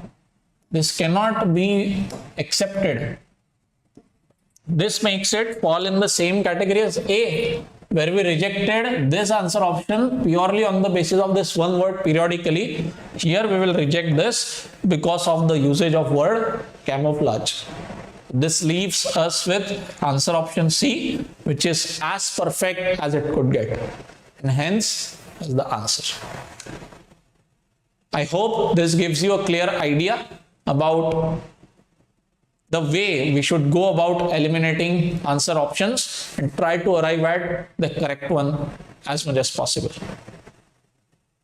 Thank you. The very first question that might come to your mind: what exactly are these utility-based questions? Now we know that a particular RC passage of CAT exam comprises of 4 paragraphs, sometimes 5 paragraphs. Let's plot the structure.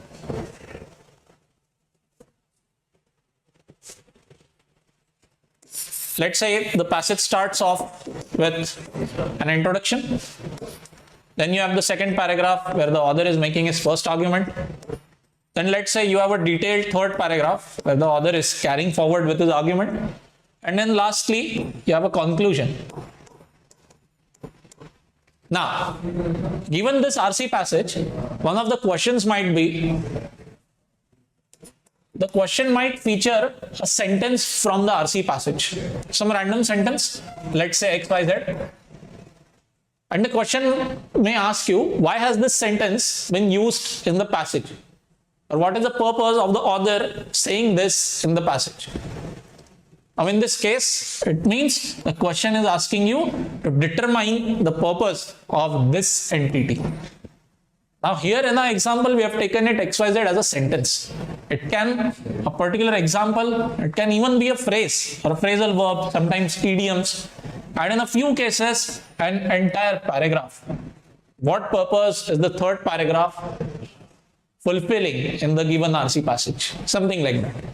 So here our job is to determine this very purpose. In the central idea category of questions, we have determined the entire purpose behind the author writing the RC passage. This is a bit specific. Here we are determining the purpose of a particular entity which is featured in the RC passage. Now, the purpose of this can be sometimes to prove or connect ideas. What does it mean? Now, RC passages are almost always written in a formal tone. These are not informal conversations that we have in a daily life. The author has written this particular RC passage with a very definite purpose in his mind. Either he wants to inform the reader about something, he is describing something, or he wants to put forward his opinion about something. So in this case, there is a very particular purpose with which the author has set out to write this passage. So this means naturally that almost every sentence in the given write-up will fulfill some kind of purpose. Either it will be there to help the author prove his point, or if the author is walking you through multiple concepts, multiple ideas in the RC passage, so a particular sentence or an entire paragraph sometimes might be there to connect two different ideas. Like in sentence construction, we know what the words but or however are used for.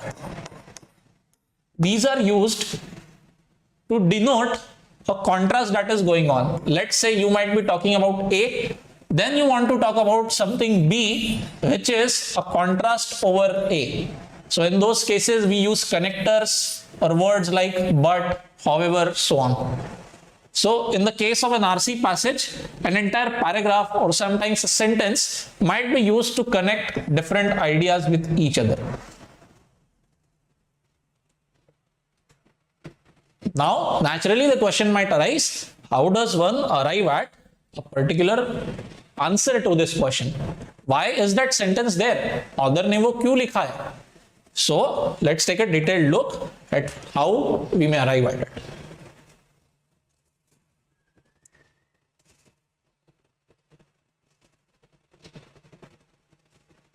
First of all, you have to identify the entity in the question. In the previous example, we had seen the particular sentence mentioned in the question itself.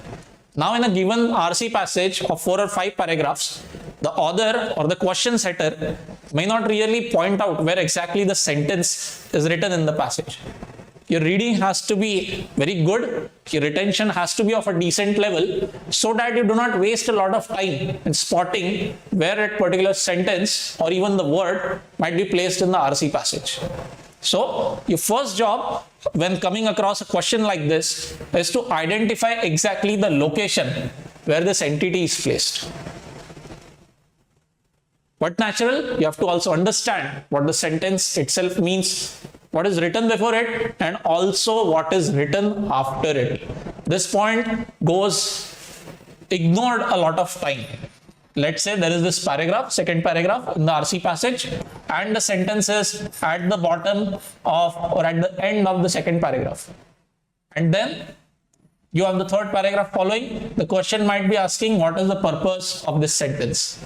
The aspirants generally tend to stick to only the second paragraph here while forgetting the third paragraph. Please note that this is not a correct approach.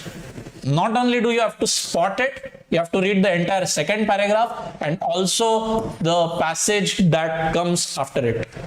Extremely important, please do not forget. Next up, build para summaries. Very, very important. We have been repeating this time and again, and this is not to be taken lightly, especially for beginners, for first-time aspirants. Whenever you are reading an RC passage, please make it a habit of developing one sentence, single sentence summaries for every paragraph that you have read. What will it do? It sounds tedious, right? But it will ensure that your reading is not passive, it is active reading. That is, your mind and heart are in the same place. Going through the RC passage, it is very likely that if you are not an avid reader or not used to reading, that you might start an RC passage and by the end of the second paragraph, your mind has gone on a tangent, thinking about different things, and third and fourth paragraph reading becomes extremely passive with hardly any memory retention. Now this can come to bite you later when you are attempting the questions. So please build para summaries, be it any category of question. Next up, now ask leading questions. For example, here, let's say the sentence is at the bottom or at the end of second paragraph, and the question is, why has the author written that sentence? All right. So in that case, what will we do? How to determine the purpose there? So we have multiple strategies for us there. First of all, read that sentence, read that entity, understand it completely, and then ask yourself the question, What would have happened if that sentence would not have been present in the passage at all? Does it still help the author make his point strongly? Does it still help in a smooth flow of the passage? Or does it hamper the idea flow in the passage in some way? Very sure that every sentence or almost every sentence in the RC passage serves some kind of definite purpose. Next, there are multiple possibilities. A particular sentence might be there to help strengthen what the author is talking about. The author may be making a point and he wants to strengthen his opinion with some kind of data, some kind of information to back himself up. He might be proving something or trying to disprove something. In all these cases, the purpose of that sentence becomes a very important one in the entire RC passage. And then next up,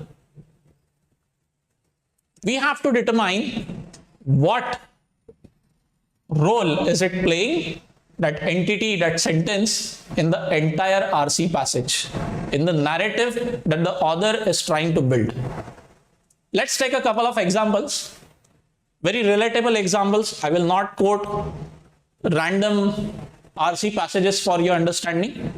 There is this one very famous movie that we all must have watched, Kabir Singh, right? In it, we have this very famous song.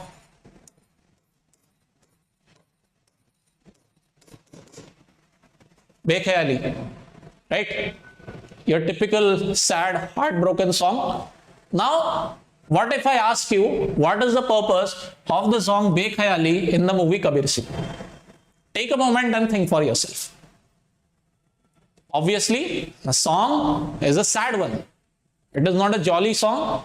The song and its lyrics are conveying a sort of heartbreak that the lead actor has gone through, the hero of the story has gone through or is going through, right? So, we can say that the purpose of the song Bekhayali in the movie is to portray the anguish that the hero of the story is going through. Now, you might say that, okay, this is something fairly easy to understand. What's the big deal here?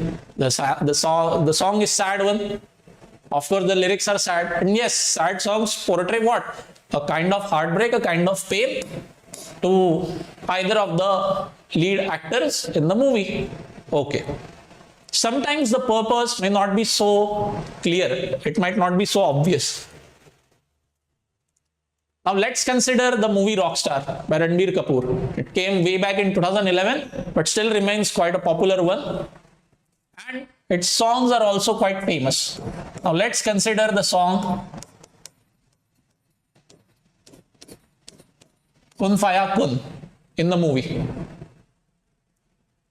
Now I hope that you have watched the movie. You will be able to better understand what I am trying to put before you. Now the song here is a very spiritual one, or let us say even devotional. I'm not very good at having deciphered the meaning of the lyrics there, but let's say for our discussion, the song is devotional or even spiritual in nature. Okay. Now what purpose is it serving in the movie? Is it there to show some kind of devotion to God? Devotion to Almighty? Of course, the venue, the setting of the song is in the mosque, or if I remember correctly, a dargah. Okay. So is it there to show devotion to God by the lead actor, by the singer? No, it is not there for that. It has a very particular purpose in the movie. Even though the song is a devotional one, its purpose is entirely different. If you can recall the video of the song, it starts off with Ranbir Kapoor getting kicked out of his home. Let's say that is a point A in the movie. He stays at his home, he gets accused of something, and then his family members throw him out.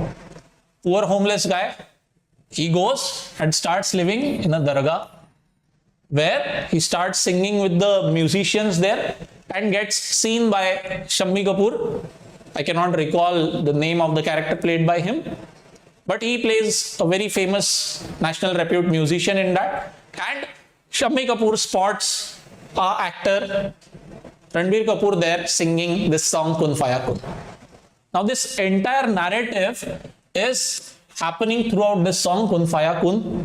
This means the song is there to act as a bridge between two different points in the movie. It is serving as a bridge, a connector. So its role in the idea flow in that movie is to show the transition of the actor in the story that is being played before us. Okay, so while the tone of the song is devotional in nature, the purpose is entirely different.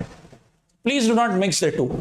In Bekhayali, the song is sad, the tone is sad, and the purpose is also to portray sadness. But as you can see, purpose can be very different from the tone. I hope the idea is clear before you now. Let's move ahead.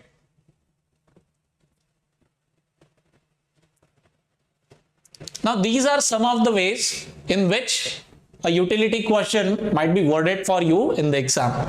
Why has the author mentioned X in the passage? Now, this X can be a particular sentence. It can be even a couple of words, an idiom that he might be using. And sometimes, although very rare, even an entire paragraph. What is the role played by except paragraph? One and the same thing. The sentence serves to what? It is serving what kind of purpose? So these are just a few ways in which a question like this may be worded, and it is there to help you understand that if a question of this pattern comes before you, please note that it falls in the category of utility based. And whenever any question falls in the utility based category, your goal is to first of all spot it in the passage. Second, understand it. Third, very, very important, read what comes before the entity as well as after it. You have to take into account the context, entire context of the passage. For example, if I show you the song Kun Faya Kun, only the song and a particular part of it, maybe I will leave out the first 30 seconds and the last 1 minute, and I show you the video of the remaining song. What you might be tempted to think about it? You might end up saying that, okay, this is a devotional song. Maybe the singer, maybe that actor is in a very spiritual place in his life, and hence the song. But as we can see, the purpose is entirely different. So without the part that comes before it and without the part that comes after it, we cannot completely understand the purpose. That's why please remember to read the entire passage and take into account the entire context as such. Let's move to our question. Please read, pause the video, read the sentence.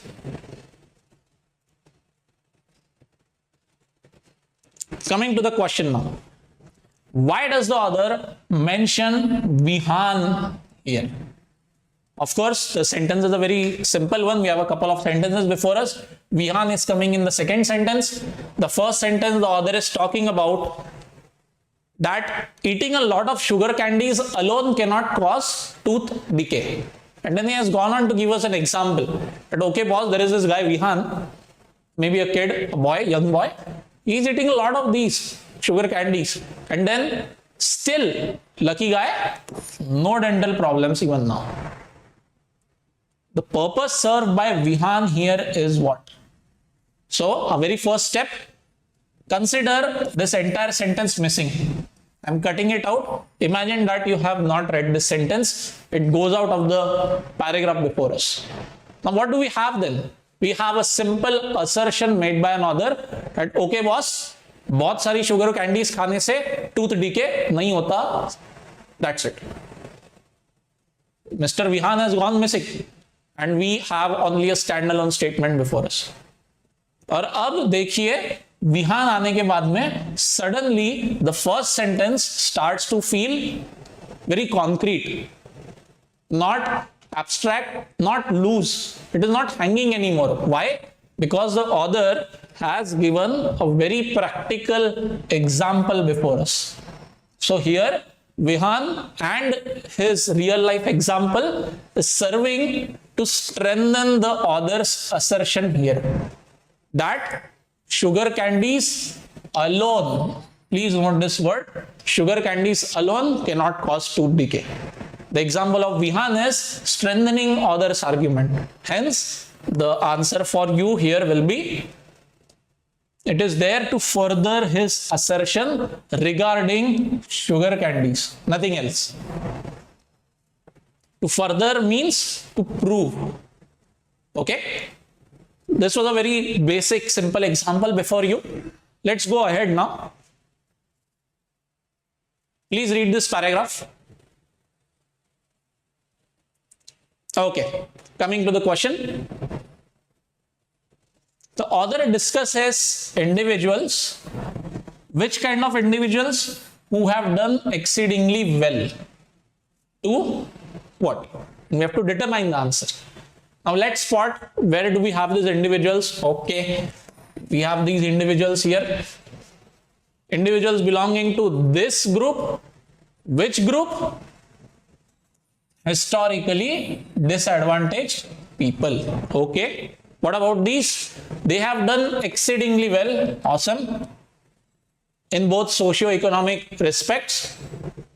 And to what extent that they now constitute, they are a part of what we now understand as upper middle class or even the upper class. So, the author, by mentioning his individuals, is saying that previously the guys who were disadvantaged, not having a lot of privilege, today these guys are a part of the upper strata of society. Wow, okay. And how has this happened? This has happened because of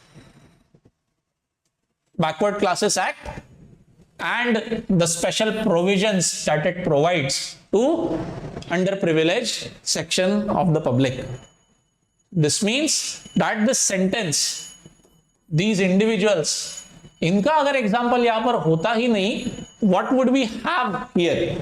We have simply the author mentioning Backward Classes Act and the provisions, the benefit that it seeks to give to a section of public. And that's it.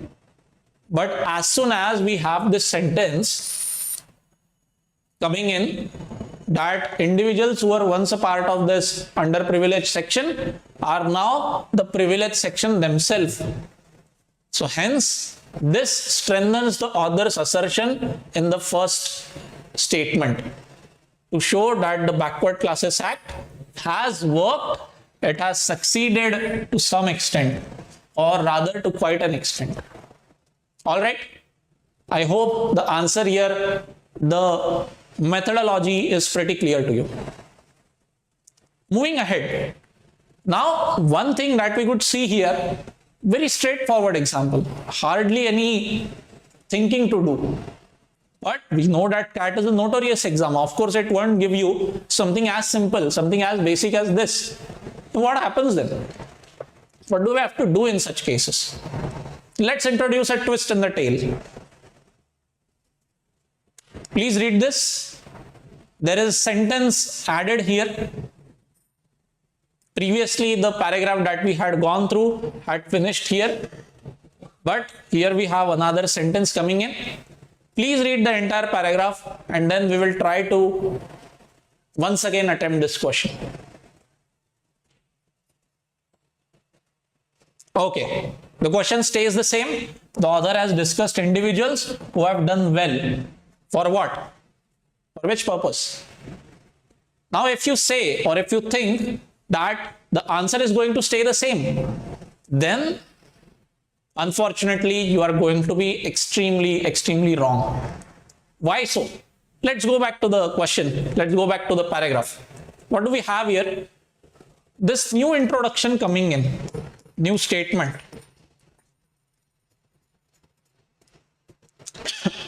Sorry.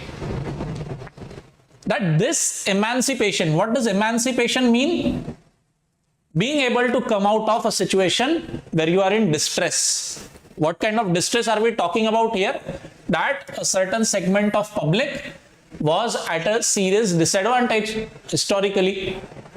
Now they have been rescued from that because of the Backward Classes Act and the provisions that it provides. Now what has happened? And however, this emancipation, as soon as the word however comes in, a change of narrative is taking place. That this emancipation is coming at a certain cost. And what cost is that? That it is still not stopping these individuals. Which kind of individuals? The ones who have already done exceedingly well. And their kin. These people and their families also, they continue to reap these benefits. Okay? The special benefits. But these benefits were originally intended for the truly underprivileged. Now these guys who have done already well in society, they are no longer underprivileged. Ideally, they should not be getting these provisions, these benefits, but they still do. And this is coming at the cost of fewer opportunities for those who are still truly underprivileged.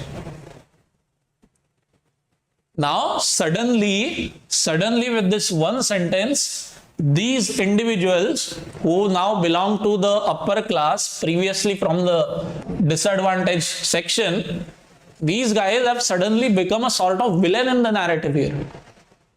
In the previous paragraph, in the previous question, where our paragraph had stopped right here, these guys were the heroes. That okay, wow, earlier you were underprivileged. Now, thanks to the provisions, thanks to the BCA Act, you now feature in the top strata of society.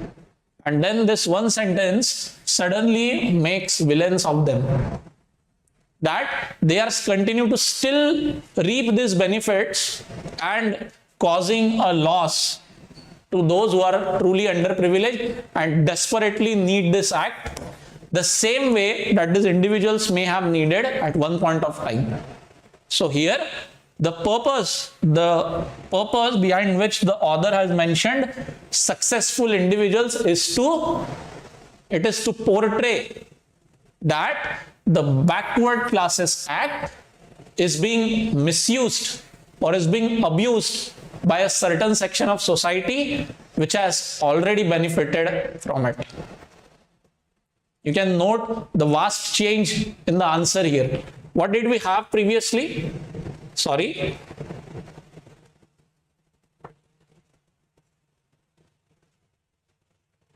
We had that the act has worked, a very positive purpose, but suddenly we see that the act is not so good, not so successful now. There are cases of misuse and abuse coming in. So that is why we have to take into account the entire context, the entire narrative of the RC passage. I hope this example makes it clear to you. Let's move on to the next example before us. Please read this passage and then we will go to our question.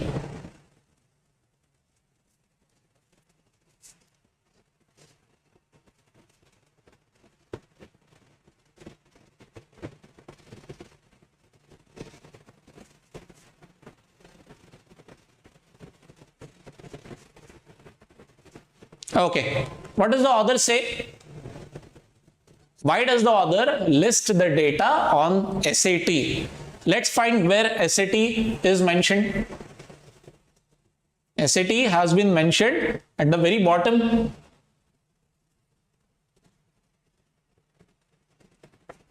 We have SAT coming in here. At okay, we have a massive section of population. 60 to 70 lakh students are eligible to give it. Less than half give the exam, actually appear for the exam.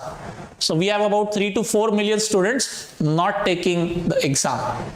And what is the author trying to say here? He has his opinion very clear. He has opened up with absolutely no euphemism. He has straight away mentioned the issue that he has with the society, that nobody is focusing on the real problem, and the real problem is that people are not going for higher education. He mentions a lot of other issues that the politicians seem to be focusing on, and he does not approve of that. And then later on, he has backed it all up with a lot of data. that okay, unemployment is so low in people who have a proper graduate degree, and the unemployment is pretty high or comparatively much higher in people who do not have any kind of degree. And then lastly, he is mentioning this. Please read the entire sentence, that less than half of those who are eligible actually take the test. And yet, in spite of that, little is done to improve the situation. Please note this word here, little.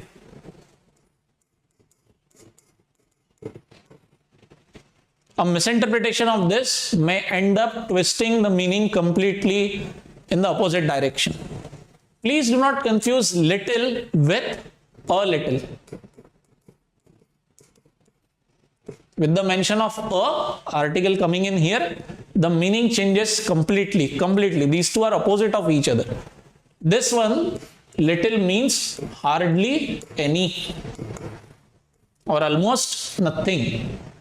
And a little, this is actually a positive word. It means something.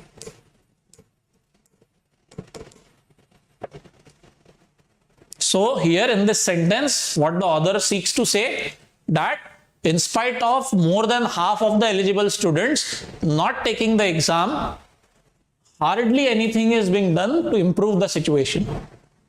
So with this sentence, we can very clearly understand with the statistic that is given here by the author, that the author clear-cut wants to pin the blame with accurate data on the authorities. And who in turn is the authority? The government, the politicians and bureaucrats, most of these guys.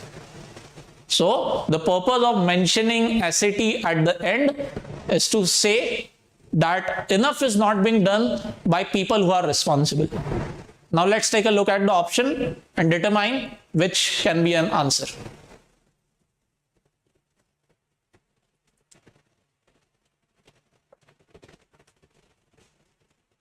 Please read the options before you.